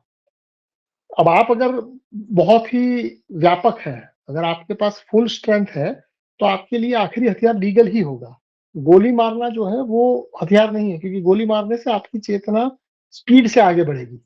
पर यदि आपकी ऊर्जा को ऐसे ही नष्ट कर दिया जाए, आपको एक ऐसे मसले में फंसा दिया जाए ताकि आपकी ऊर्जा जो है वो आप जो करना चाहते थे उसको छोड़ के किसी और में ही उलझ जाए। तो मैंने जो आपसे बात करी, क्या वो आपको कहीं संदर्भात्मक लगी, या आपको लगता है कि मैं अपनी कुछ और बात कर रहा हूँ और रियलिटी कुछ और है? तो एक आध साथ ही इसके ऊपर थोड़ी प्रतिक्रिया दे।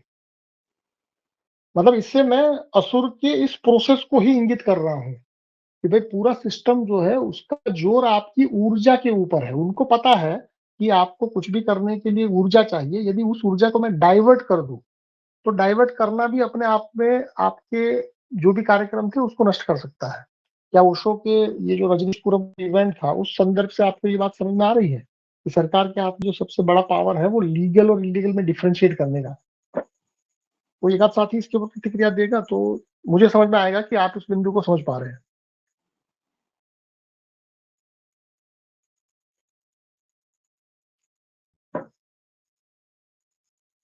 कोई भी साथी अगर प्रतिक्रिया देना चाहे। लीगल जी इनलीगल, लीगल इनलीगल तो सरकार खुद ही उसको लीगल कर देती है और इनलीगल कर देती है, वो जब जैसा तब तैसे के आधार पे। तो इसमें लीगल इनलीगल तो दोनों दोनों लड्डू सरकार के हाथ में ही है ना।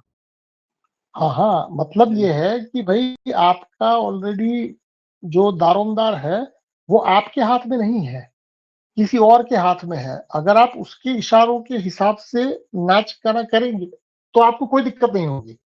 पर यदि आपने अपनी बात कही और आपकी बात यदि उनकी बात के विरोध में या थोड़ी बहुत इधर उधर की लगी, तो आपका मिटना या आपके ऊपर मुश्किलें आना तय है। मैं आपसे वो बात कर रहा हूँ, ये समझ में आ रहा है? यस जी संजय जी। जी बिल्कुल समझ में आ रहा है स्वामी जी। जी अंकुश जी, आप कुछ कहना चाह रहे हैं? हाँ जी, मैं यही कहना चाह रहा था कि जब आप थोपते हैं किसी चीज को और किसी की ऊर्जा को छीनते हैं, तो आपको ये कुछ अस्त्र लाने ही पड़ेंगे, चाहे वो धर्म के नाम पे, नैतिकता के नाम पे, और जब सरकार की बात करते हैं आपको नियम कायदों के नाम पे। तो अब ताकि नियम कायदों का उपयोग आप लोगों को नियंत्रण करने में कर सके, नियंत्रण करने में रख सके। और जी जब चाहे, जैसे चाहे, जहां पर आपको लगे कि नहीं अब चीजें विरोध में होने शुरू हो रही है, तो स्वभाव का फिर उसका उपयोग आप करते हैं अपने हिसाब से, पूरा तंत्र उसके पीछे लग जाता है, जी जिसका जी जी। शिकार उससे हुए। हाँ हाँ, तो मतलब कि ये बिंदु रेस करने का मेरा जो, जैसे आज हम जो रजनीशपुरम की बात कर रहे हैं या उनके नियो संन्यास की बात कर रहे हैं, तो नियो संन्यास की बात करने और रजनीशपुरम की बात का जिक्र करने के पीछे मेरा जो मकसद है वो यही है कि जी भाई जी आप जी लोग ये समझे कि भाई कोई चीज असलियत में लीगल और इलीगल नहीं होती है, पर एक एजेंडा के विरोध में यदि आप कुछ कर रहे हैं तो वो एजेंडा अपनी क्षमता के अनुसार आपके ऊपर अटैक करेगा। जिसमें ये भी चीज निकल के आई या निकल के हम देख सकते हैं कि आज जो धर्म के नाम पर या अध्यात्म के नाम पे लोग जो कर रहे हैं, जी वो अगर फल फूल रहे हैं, इसका मतलब ये है कि वो उन नियमों कुछ जैसे आपने कहा कि भाई वो नियम के अनुसार यदि होंगे वो फलेंगे फूलेंगे। हाँ हाँ भाई, और अगर वो वो यदि हो सकता है वो जानते हो या ना जानते हो, इससे भी कोई लेना देना नहीं है।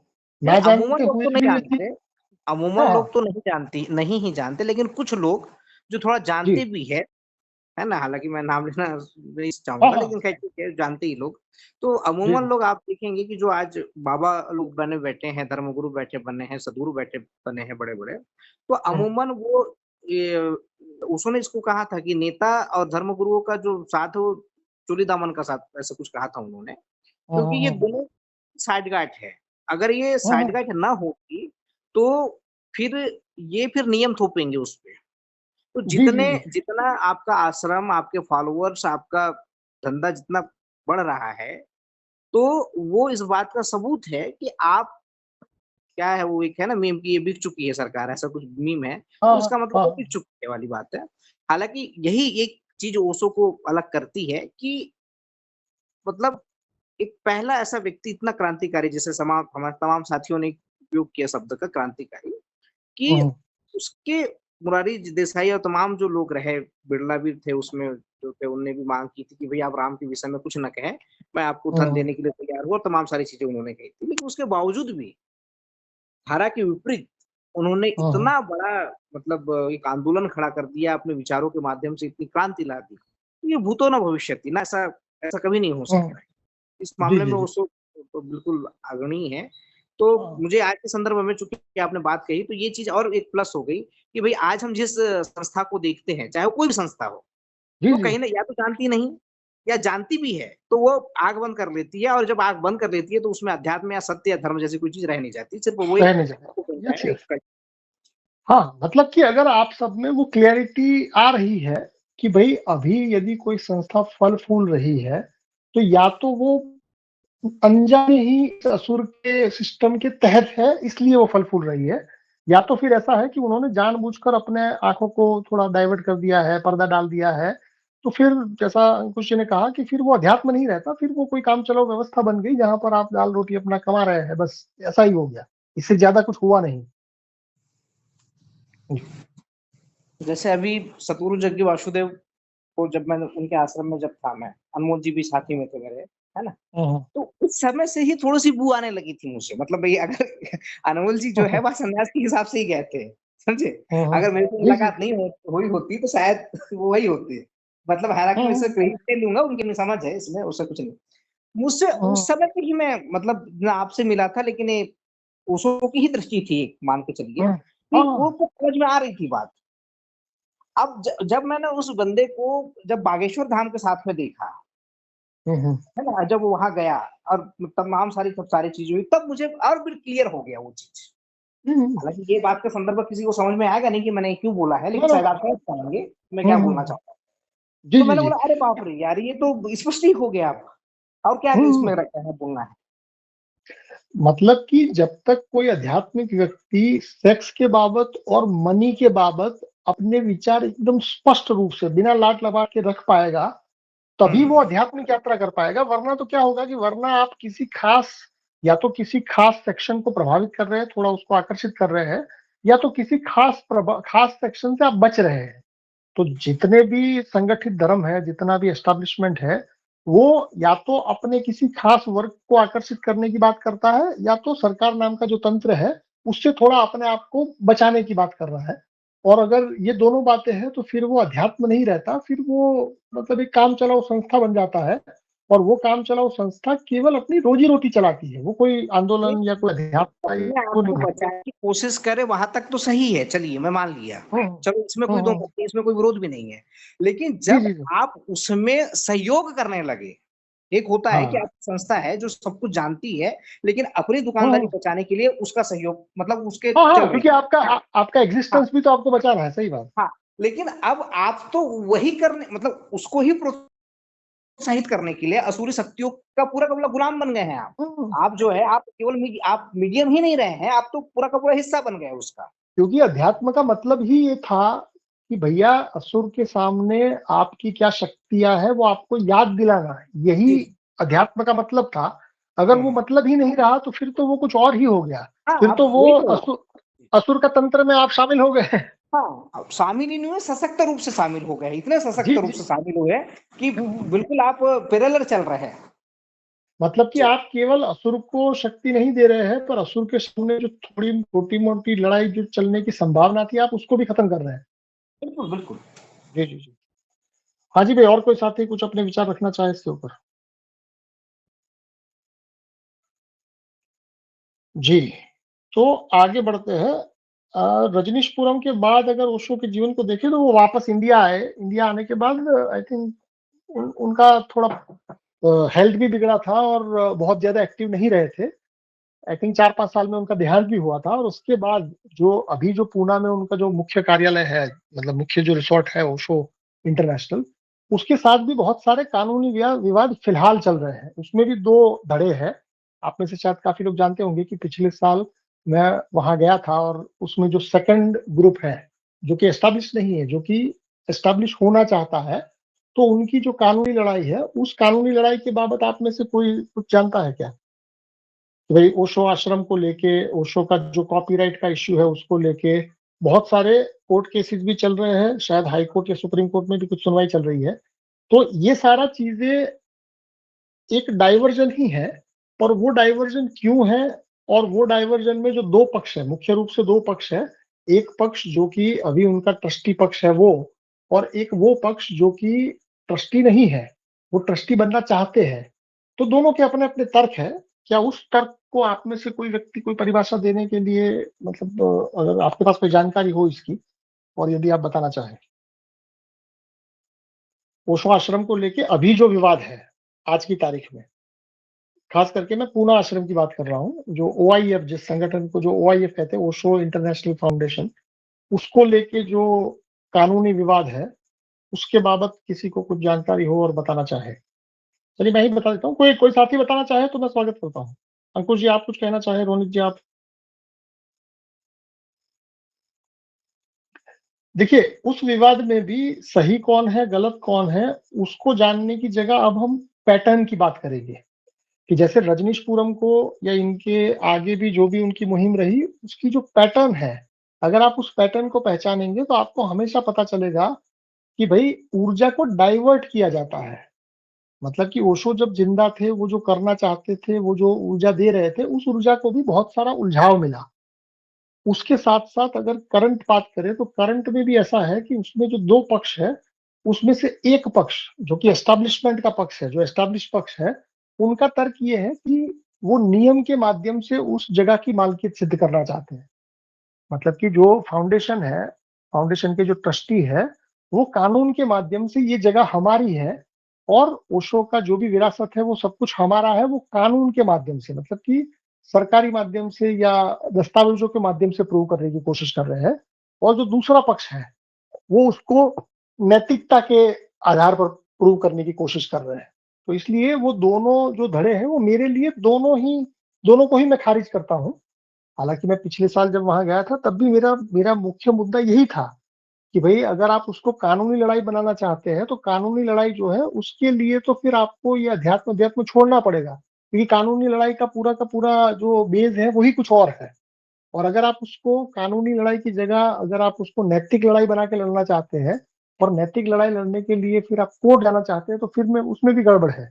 क्योंकि दोनों जो पक्ष है, उसमें एक पक्ष जो है वो अपना नैतिकता को आधार बना रहा है, कि भाई नैतिकता के आधार पर मालकियत सिद्ध करना चाहता है, और एक पक्ष जो है वो नियम के आधार पर मालकियत तय करना चाहता है। और कुदरत का जो कानून है, उसमें मालकियत हमेशा शक्ति से तय होती है। ये थोड़ी बात समझने में थोड़ी मतलब अटपटी लग सकती है, थोड़ा जंगल राज जैसा लग सकता है, पर सच्चाई तो यही है कि भाई कोई भी धड़ा जो है, चाहे वो नैतिक पक्ष रखे चाहे वो नियम का पक्ष रखे, आखिर में जो लड़ाई है वो लड़ाई हमेशा शक्ति से जीती जाती है। तो ये जो शक्ति का जो रोल है, उसके संदर्भ में आपको पूना का जो ओआईएफ आश्रम है, उसको लेके मैंने जो बात की, वो क्या समझ में आ रही है? क्योंकि अभी भी वो विवाद तो है ही। कुछ लोग जो है उसको नैतिकता के आधार पर देख रहे हैं, कुछ लोग उसको नियम के आधार पर देख रहे हैं।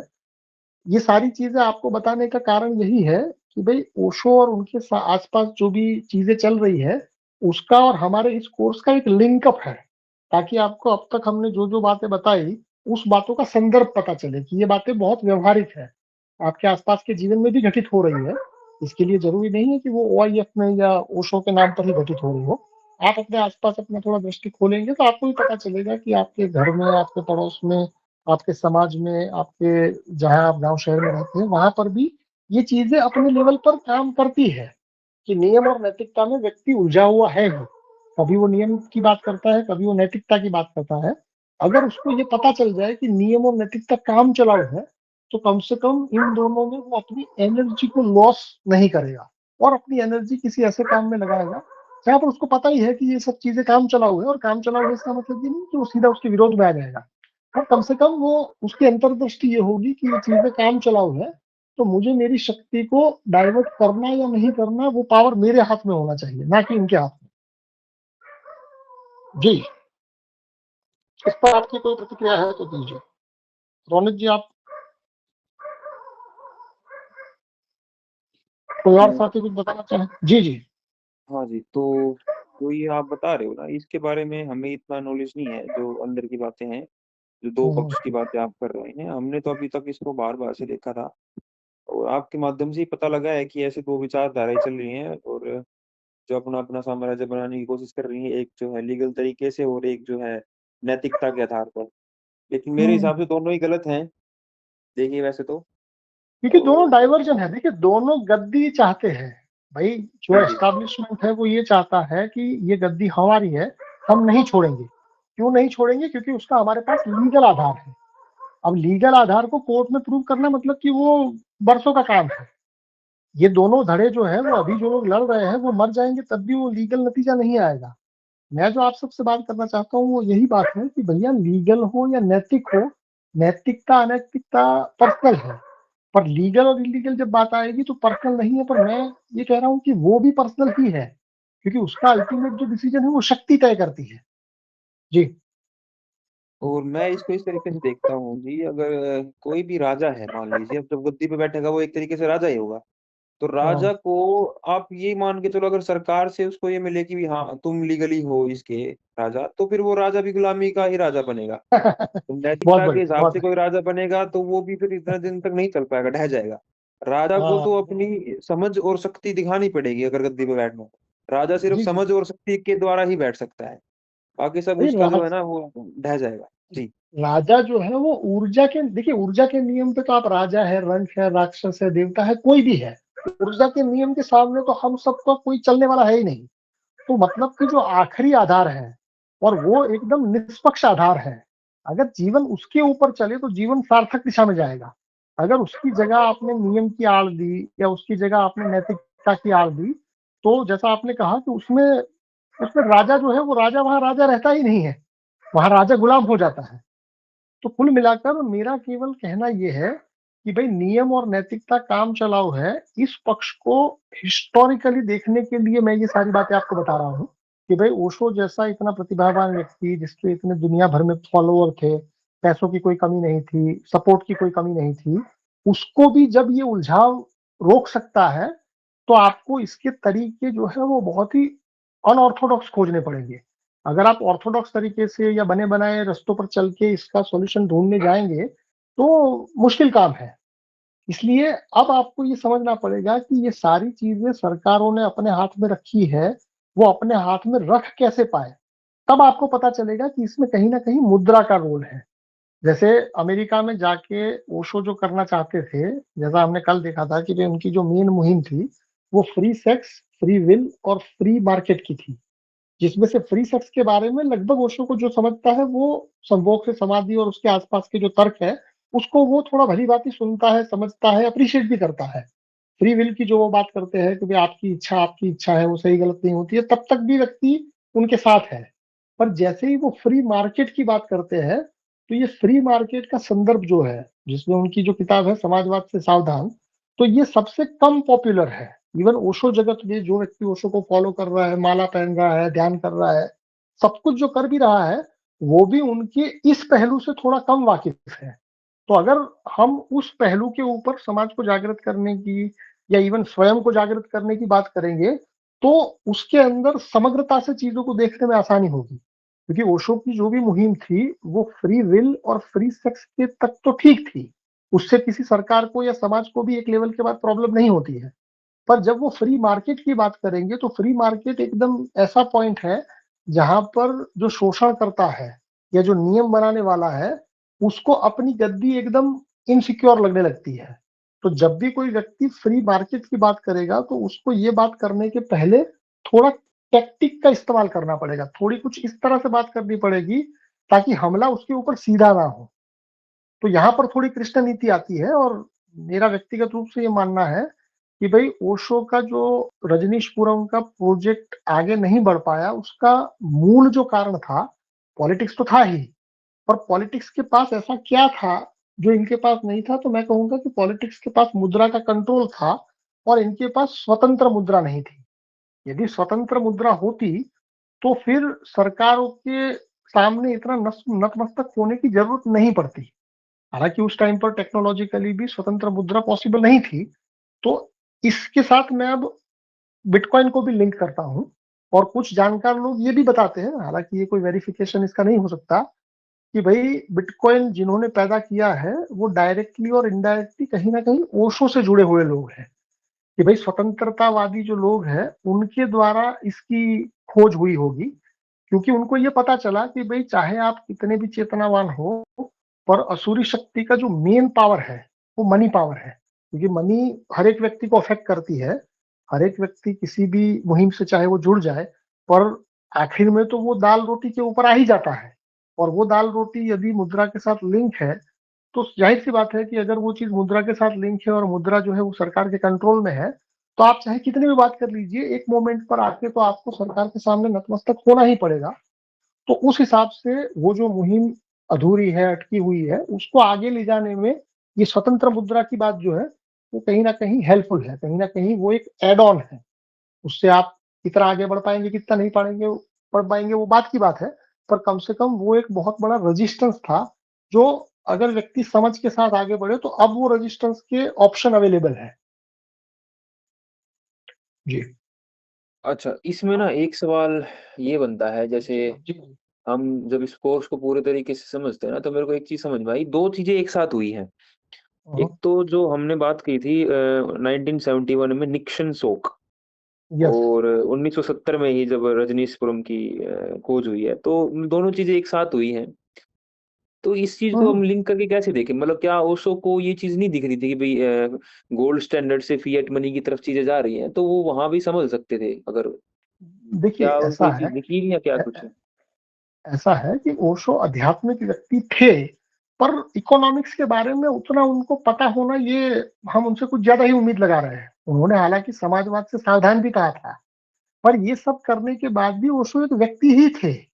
और एज ए व्यक्ति, क्योंकि उनका एक भी प्रवचन मुझे मुद्रा के ऊपर इतना ठोस प्रवचन मुझे नहीं मिला है, और उनके जितने भी अनुयायियों को मैं जानता हूं तो मुद्रा के बाबत वो स्पष्ट थे, पर इतनी स्पष्टता भी नहीं थी कि वो ये देख पाए कि जब मुद्रा जो है वो किसी कंट्रोल में आ जाती है तो उसके परिणाम क्या होते हैं। आप उसको इस तरह से भी देखिए कि भाई ओशो का पूरा जो एक्टिव जीवन था उसमें उन्होंने दोनों दौर देखे हैं। मतलब कि 1971 के पहले जब निक्सन शॉक या गोल्ड स्टैंडर्ड डिमोलिश नहीं हुआ था तब का दौर में भी वो जिंदा थे और उसके बाद भी वो जिंदा थे। जब उन्होंने ये कहा कि समाजवाद से सावधान, तब भारत में समाजवाद नहीं था ऑफिशियली, मतलब ये कॉन्स्टिट्यूशनली भारत समाजवादी देश तब नहीं था। तो वो एक ट्रांजिशन का हिस्सा थे, और आप ट्रांजिशन के वक्त सारी चीजों को इतना बेहतर तरीके से जान लेंगे ये उम्मीद कम से कम मैं तो नहीं लगाता, क्योंकि वो ट्रांजिशन का हिस्सा थे। आध्यात्मिक व्यक्ति सारी चीजों का माहिर हो ये हमेशा जरूरी नहीं है, और आध्यात्मिक व्यक्ति का मूल काम असुर के स्टेप को पहचानना होता है। अनफॉर्चुनेटली ओशो जैसा प्रतिभावान व्यक्ति भी असुर के इस स्टेप से पूरी तरह से वाकिफ नहीं था। ये मेरा स्पष्ट रूप से इसलिए मानना है क्योंकि ओशो के जो पुराने अनुयायी है या ओशो का पूरा जीवनी भी आप देख लीजिए तो उसमें सबसे ज्यादा जो एकदम कठोर बात या एकदम बहुत ही स्ट्रेट फॉरवर्ड बात है वो समाजवाद से सावधान में लिखी गई है। पर ये समाजवाद से सावधान के अंदर भी मुद्रा के अहम रोल को उन्होंने इग्नोर ही किया है। शायद उनको नहीं पता था, या मे बी कोई और भी कारण हो सकता है, पर जितना चीज आपके सामने अवेलेबल है उसके आधार पर तो ये कहा ही जा सकता है कि मुद्रा जितनी इंपॉर्टेंट है, क्योंकि उनकी जो परवरिश हुई होगी, उनका जो जीवन बीता है, एजुकेशन का, मतलब कि जब उन्होंने चीजों को समझना शुरू किया तब तो दुनिया में गोल्ड स्टैंडर्ड था।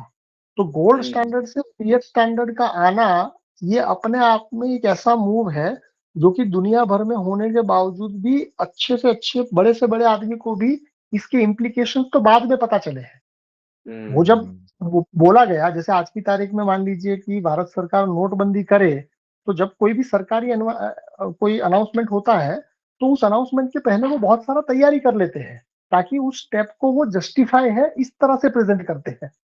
तो ओशो मतलब प्रखर थे, उनकी बुद्धि भी शार्प थी, सब कुछ था, बट फिर भी असुर जो है वो बहुत ताकतवर है। आप उसको कम मत आंकिए, क्योंकि असुर का मतलब ये है कि एक ऐसी चेतना जो कि आपके शोषण के क्रिएटिव तरीके पहले से जानती है। भाई गोल्ड स्टैंडर्ड से फिएट स्टैंडर्ड 71 में तो अनाउंस हुआ, आप ये मत समझिए कि 71 में ही वो चीज लागू करने वाले को पता थी। लागू करने वाले को तो हो सकता है उसको तो 50 साल पहले से पता थी जी।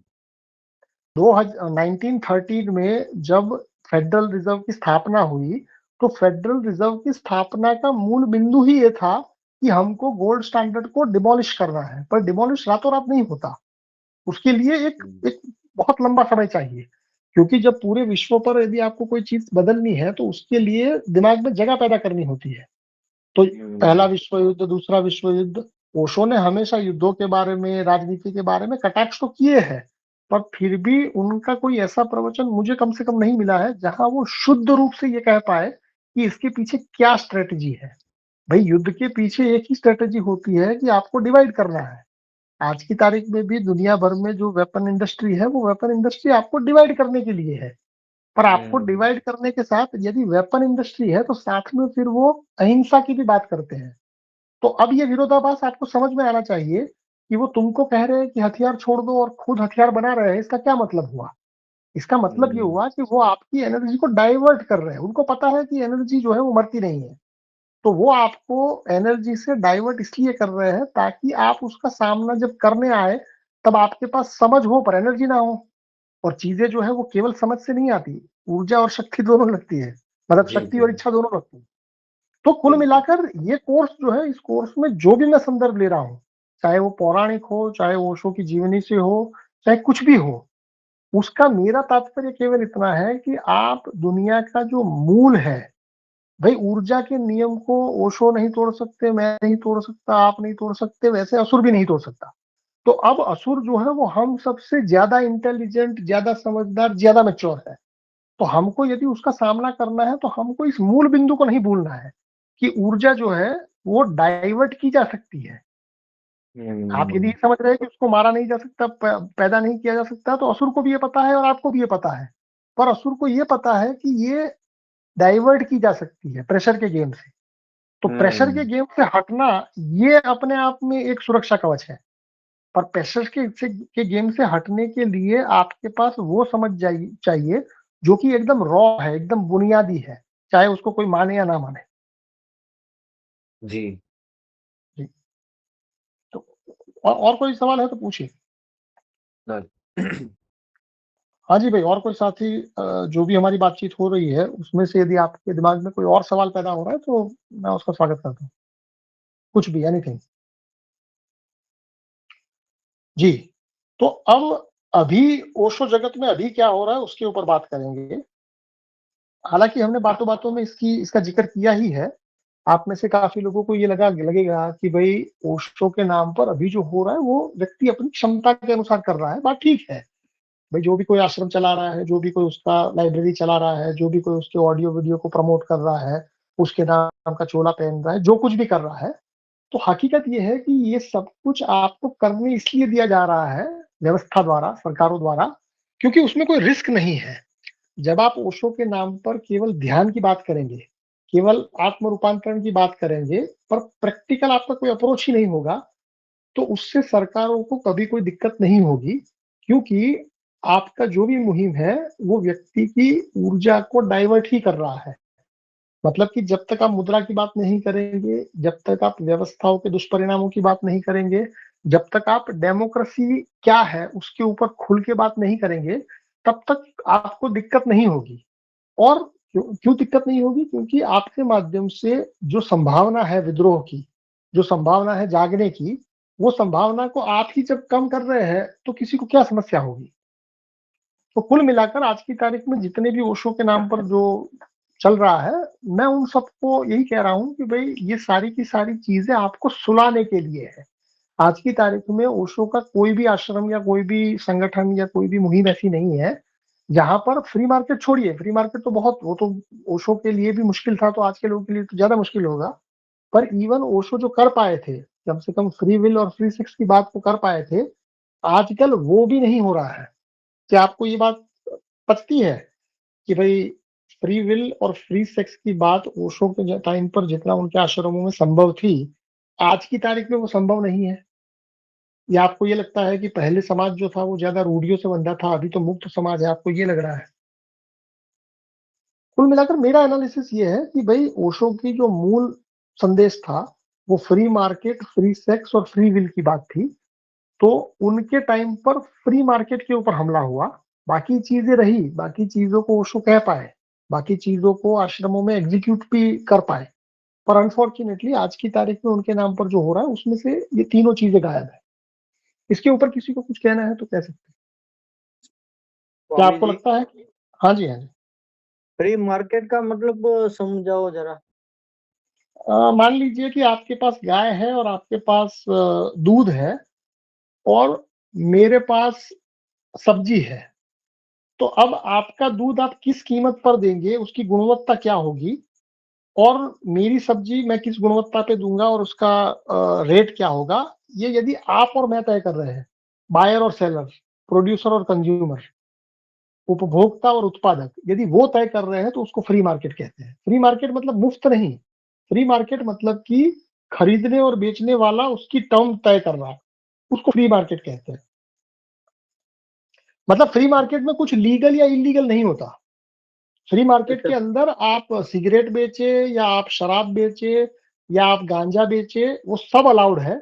ना तो पुलिस आके या ना तो कोई आके आपको रोकता है, ना तो आपको बढ़ावा देता है। अगर बढ़ावा भी देना है तो वो भी आपको ही देना है, और अगर रोकना या कुछ करना है तो वो भी आपको ही करना है। मतलब कि आप पूरी तरह से खुले सांड हैं। जी जी। जैसे कि समझो कि मेरे पास गाय है और उसका दूध में बेचना है, तो मैं बोलता हूँ कि 50 रुपये लीटर मेरे को देना है। तो जो लेने वाला है वो बोलता है मेरे को 50 रुपये में परवड़ता है, कि मेरे को 40 रुपये में परवड़ता है, 50 रुपया नहीं जमता है, तो डील नहीं होगी। बराबर। मतलब ऐसा है कि अभी भी जब आप रुपया शब्द का इस्तेमाल करते हैं तभी ये फ्री मार्केट खत्म हो जाता है, क्योंकि रुपया जो है वो अपने आप में बंधा हुआ है। जी।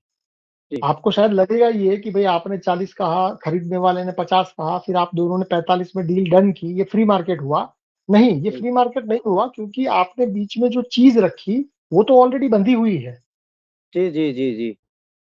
ये जो फ्री मार्केट समझ में नहीं आता, उसके पीछे का कारण ही यही है कि फ्री मार्केट में जो रेट आप तय कर रहे हैं, वो जिस माध्यम से तय कर रहे हैं वो माध्यम अपने आप में बंधा हुआ है। जी। तो पूरी दुनिया में आज की तारीख में फ्री मार्केट है ही नहीं। अगर तो आपको मतलब, ये तो मतलब स्वामी जी आपने बोला पहले, जो मैं स्पष्ट नहीं समझ पाया, कि आपने बोला कि आपके पास गाय है, आपके पास दूध है, मेरे पास सब्जी है। तो वो थोड़ा समझाए तो। मतलब कि आपका दूध मुझे खरीदना है, उसके लिए मुझे आपकी और मेरी सहमति जरूरी है, उसके अलावा किसी और चीज की जरूरत नहीं है। अगर आप ये कह रहे हैं कि उसका दाम रुपये में तय हो, तो रुपये में तय होने पर हमको और आपको दोनों को ये भ्रम रहता है कि हमने तय किया, क्योंकि हमने तय नहीं किया है, क्योंकि रुपया ना आपका है ना मेरा है। तो मतलब कि एक फ्री मार्केट जो कि आपको लगता है, पूरी दुनिया में लगेगा ऐसा कि भाई फ्री मार्केट ही है, पर हकीकत ऐसी नहीं है। आपको लाइसेंस लेना पड़ता है, और अगर लाइसेंस नहीं भी लेना पड़ता तब भी आपकी डीलिंग तो रुपये में हो रही है ना। जी जी। तो मतलब कि ऐसी डील जो कि स्वतंत्र हो, जिसमें खरीदने वाला और बेचने वाला ये दोनों ही तय कर रहे हैं कि क्या हो और क्या ना हो, मतलब कि इसके अंदर चीटिंग भी है नहीं। चीटिंग संभव नहीं है। क्यों नहीं है संभव? क्योंकि जो भी टर्म्स है वो दोनों एग्री है। अगर वो दोनों एग्री है तो उसको बाद में जाके चीटिंग साबित करना ये अपने आप में भ्रम वाली स्थिति है। अभी सरकारों के माध्यम से आप सबके दिमाग में या ज्यादातर मनुष्यता के दिमाग में क्या है कि हम डील कर लेंगे और बाद में कुछ प्रॉब्लम होगी तो हम सरकार से पूछेंगे। तो यहीं से कंट्रोल शुरू होता है कि जैसे आपने मान लीजिए कोई प्रोडक्ट ले ली, फिर वो प्रोडक्ट आपको पसंद नहीं आई, तो आप ग्राहक सुरक्षा में जाने का आपको एक ऑप्शन मिलता है। ये फ्री मार्केट के ऊपर हमला है। पर किसी भी आदमी को ये बात बताएंगे तो वो आपको पागल कहेगा। अगर मैं ये कहूं कि ग्राहक सुरक्षा केंद्र जो है वो फ्री मार्केट के ऊपर हमला है, आपकी स्वतंत्रता के ऊपर हमला है, तो क्या ये बात आपको पचेगी? नहीं पचेगी स्वामी जी, आम आम आदमी को नहीं पचेगी। नहीं, आपको क्या लगेगा, आपको पचेगी?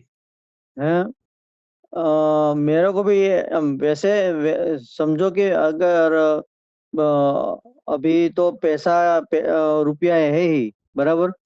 रुपया नहीं होगा तो फिर व्यवहार कैसे करेंगे, कैसे जीवन चलेगा, इसके ऊपर अच्छा।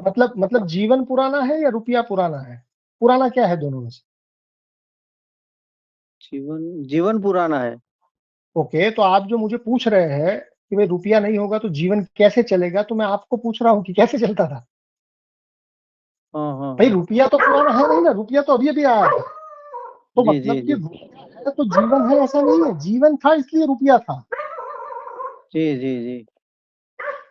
तो ये बात जो है वो समझने में थोड़ी अटपटी है। क्योंकि आप जब से पैदा हुए तब से रुपया है, तो आपने उसके एग्जिस्टेंस को स्वीकार लिया है, और उसके एग्जिस्टेंस को स्वीकारा है। उसका मैकेनिज्म आपको नहीं पता है, उसका मैकेनिज्म शोषण का है।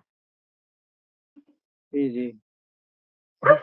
तो ये दिक्कतें जो है वो, ये दिक्कतों का सामना आप करें, इसके लिए ये सारी चीजें रिपीट हो रही है।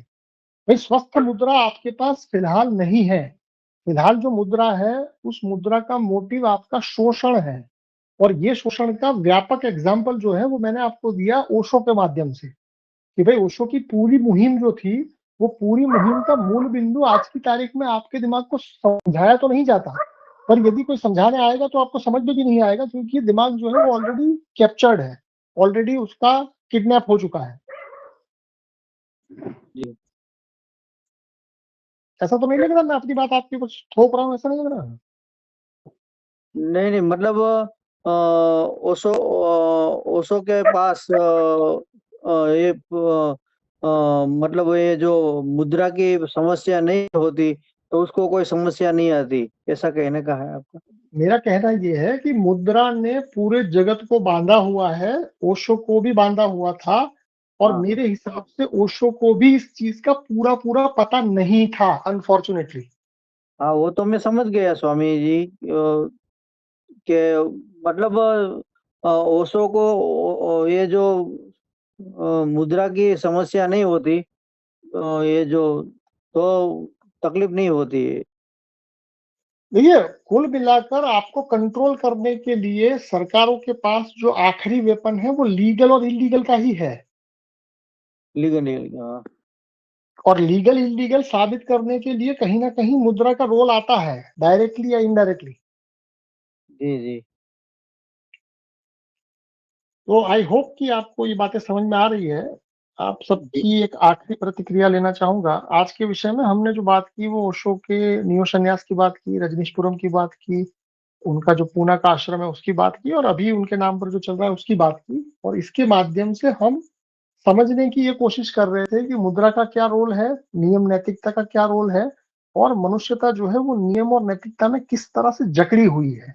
जब ओशो जितना प्रतिभावान व्यक्ति, इतना जिसने जीवन में इतना कुछ किया है, उसको भी समझने में ये सब चीजें थोड़ी हार्ड थी।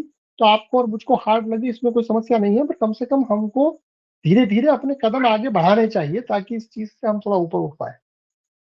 जी राजेंद्र जी, आपकी क्या है फाइनल कमेंट? कैलाश जी आप बताएं।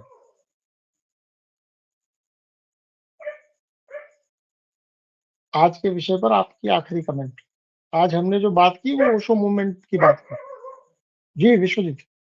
हाँ जी कैलाश जी। हाँ मैंने रियली देखोगे तो यही बात है, जो लीगल इलीगल कुछ है ही नहीं है, लेकिन आपको जगन के लिए, आपको लीगल करने के लिए भी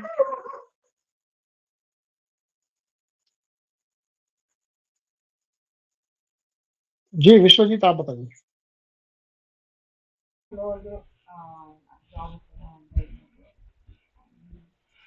और राजेंद्र जी आप कुछ बताना चाहते हैं? नहीं बढ़िया रहा आज का सेशन, बढ़िया रहा। बोलो, बहुत सारा कुछ। मतलब आप सुन तो रहे हैं? हाँ, कंप्लीट एकदम, ओके। कान लगा के, दोनों कान लगा के। जी जी जी, बताइए और कुछ कहना चाहते हैं? नहीं। ओके जी, आशा जी आपकी फाइनल कमेंट।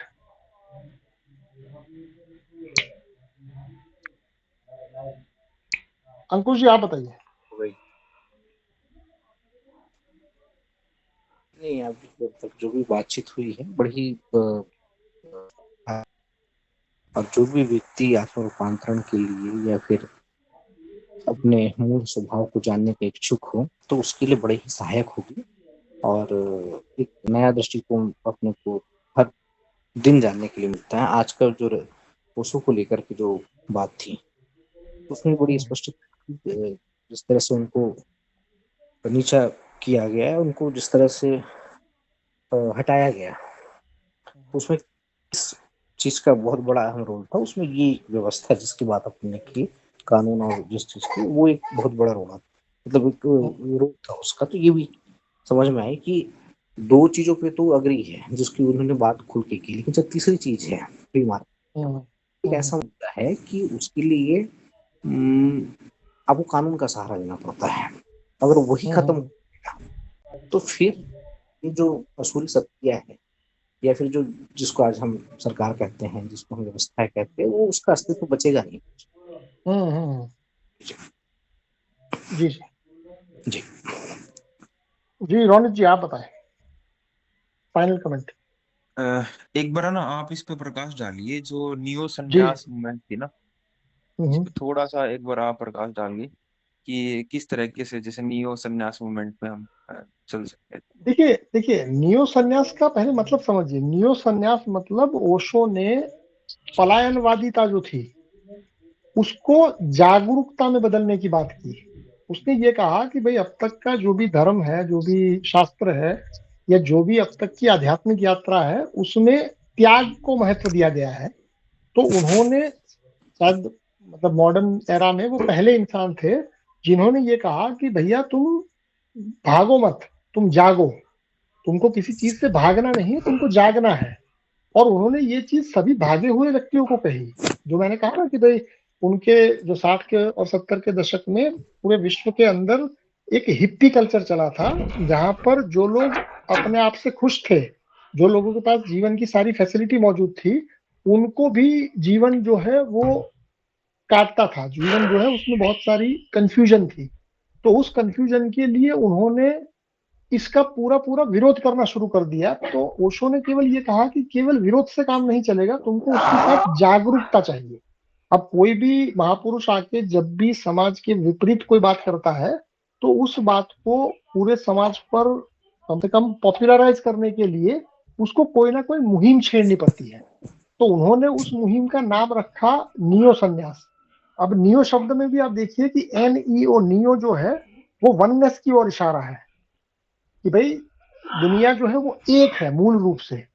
तो वो जो एक रूपता है, उस एक रूपता को आगे करने के लिए उन्होंने व्यक्ति को ये कहा कि तुम्हें अपनी कंडीशनिंग छोड़नी पड़ेगी। तुमने अब तक जो सीखा है उसको सबको मिटाना पड़ेगा, क्योंकि तुम्हारे अंदर जो जो शाश्वत है वो मिटा नहीं सकते, वो तो है। तो तुमने अपना सीखा है, शिक्षा से सीखा है, धर्म से सीखा है, जो भी तुम्हारे आसपास का वातावरण है उससे तुमने जो कुछ भी सीखा है, पहले उसको हटाओ और अपना एक नया आइडेंटिटी पेश करो।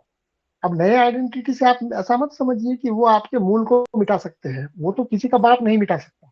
तो ये उनका कहने का एक ढंग था कि भाई एक नए मनुष्य को मैं खोज रहा हूँ। ये उनका एक टूल था। भाई उनको पता ही था कि आपके अंदर से यदि सारी चीजें निकल जाए तो निकल वही सकता है जो आप नहीं है। जो आरोपित है वो निकल जाएगा, और जो शुद्ध है, जो बचा हुआ है, जो बचा ही रह सकता है वो बचेगा। तो इस मुहिम को उन्होंने नियो संन्यास नाम दिया। अब क्योंकि कोई व्यक्ति इतना जाग के जब कोई बात करता है तो उस बात को समझाने के उनके तरीके होते हैं, और समझाने के बाद भी उस चीज को आगे बढ़ाने के लिए उसको किसी मुहिम का साथ लेना पड़ता है। तो वो मुहिम में वो क्या करते थे कि भाई व्यक्ति को नाम बदलवाते थे। तो नाम बदलने से कोई वैसे कुछ होता नहीं है, पर वो कम से कम मैसेजिंग ये था कि तुम अपनी जो कंडीशनिंग है उस कंडीशनिंग को त्यागो, उस कंडीशनिंग से ऊपर उठो, तुम जीवन को शुद्ध रूप से देखो। अब तक तुमने जैसा समझा है, हो सकता है जीवन वो ना हो। तो इनडायरेक्टली वो बात यही कर रहे हैं कि तुम भ्रम से बाहर निकलो, तुम ये आरोपित स्वभाव है उससे बाहर निकलो। उस मुहिम को उन्होंने नियो संन्यास किया, और नियो संन्यास के माध्यम से उन्होंने लोगों को दीक्षित करना शुरू किया। देखिए, एक समझिए कि जैसे हम भी यहाँ, जैसे मान लीजिए आप 10-12 लोग हैं, हो सकता है आने वाले दिनों में हम 20 लोग हो, 50 लोग हो, 100 लोग हो, तो हम भी क्या कर रहे हैं, हम भी आपको कोई नई आइडेंटिटी नहीं दे रहे हैं, हम आपको पुरानी आइडेंटिटी तक लौटने की ही बात कर रहे हैं।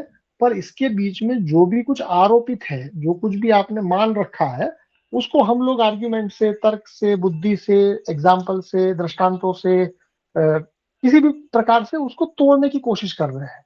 हो सकता है किसी का जल्दी टूटे, किसी का देर से टूटे। तो कोई भी मूवमेंट जो होती है, वो मूवमेंट हमेशा आपके आरोपित स्वभाव को तोड़ने के लिए होती है।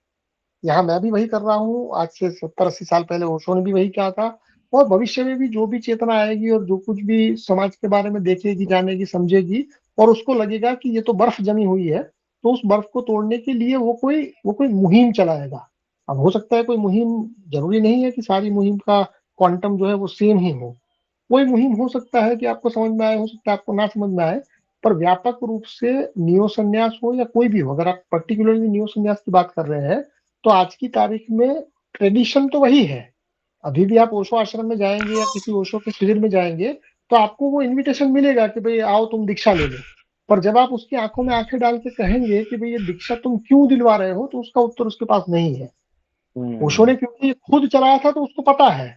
पर अभी तो जो चल रहा है वो तो केवल उसके नाम पर कुछ और ही चल रहा है ना। आपको समझना ये है कि दीक्षित होने का मतलब कोई जरूरी नहीं है कि आप किसी खास कलर का टीका लगा दे, या कोई खास आपकी वेशभूषा हो जाए, या कुछ खास प्रकार का आपका नामकरण हो जाए। ये नहीं है।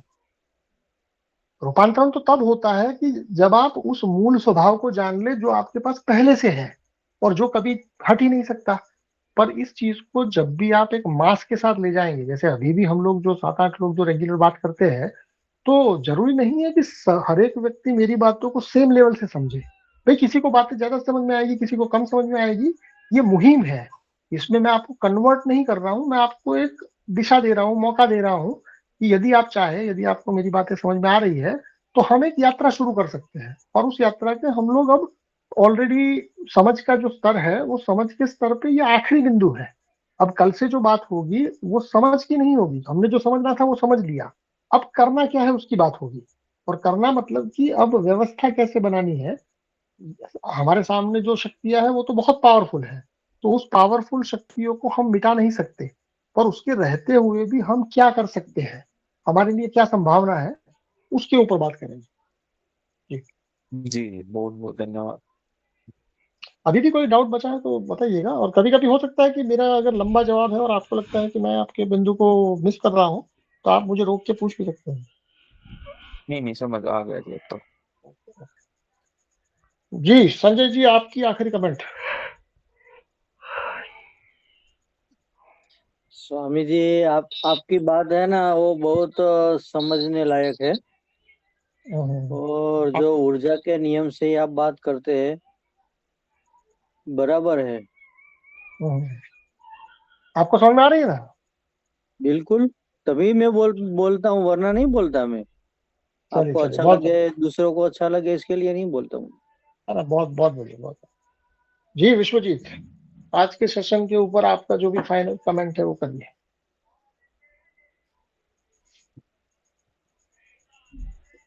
मिस्टर विश्वजीत, यदि जाग रहे हैं तो बताएं।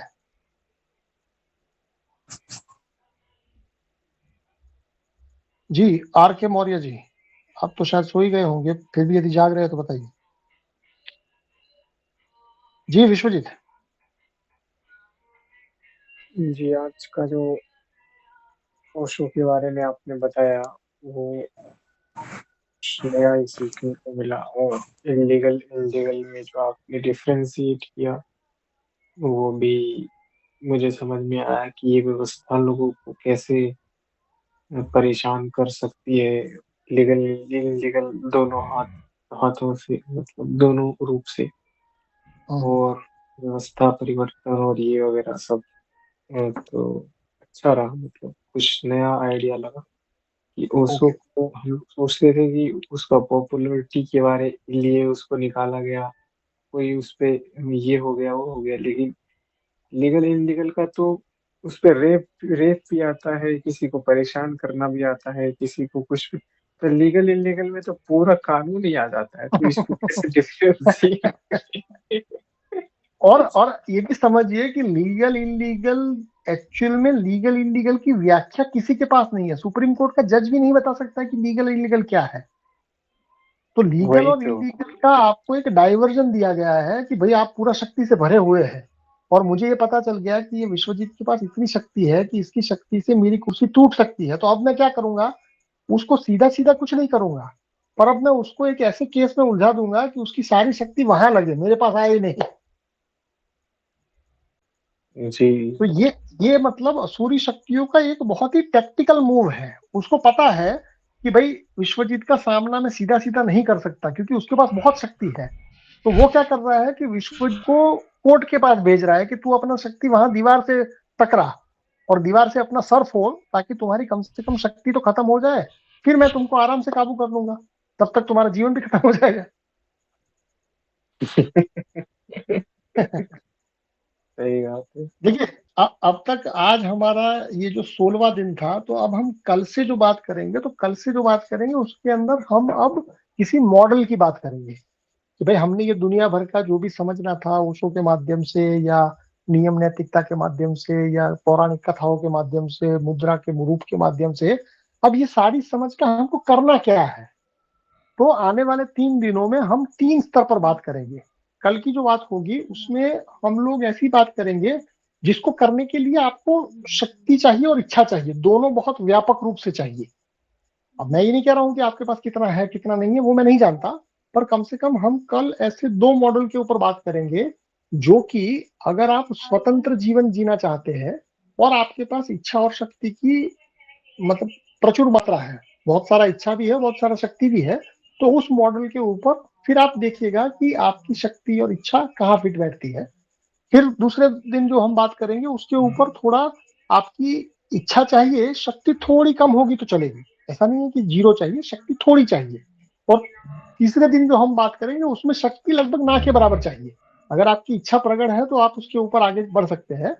मतलब कि आप इस चीज को सही और गलत के दृष्टिकोण से मत देखिएगा, आप इसको ऐसे देखिएगा कि भाई अगर असुर ने हमको चारों ओर से व्यवस्था के नाम पर, नियम के नाम पर, नैतिकता के नाम पर इतना ज्यादा जकड़ रखा है और हम भी अपने जीवन को ऑलरेडी चारों तरफ से बांध चुके हैं, तो क्या कोई आशा की किरण, क्या कोई ऐसा डाइवर्जन, क्या कोई ऐसा रास्ता है जहां पर हम कम से कम उस स्वतंत्र जीवन की शुरुआत कर पाए।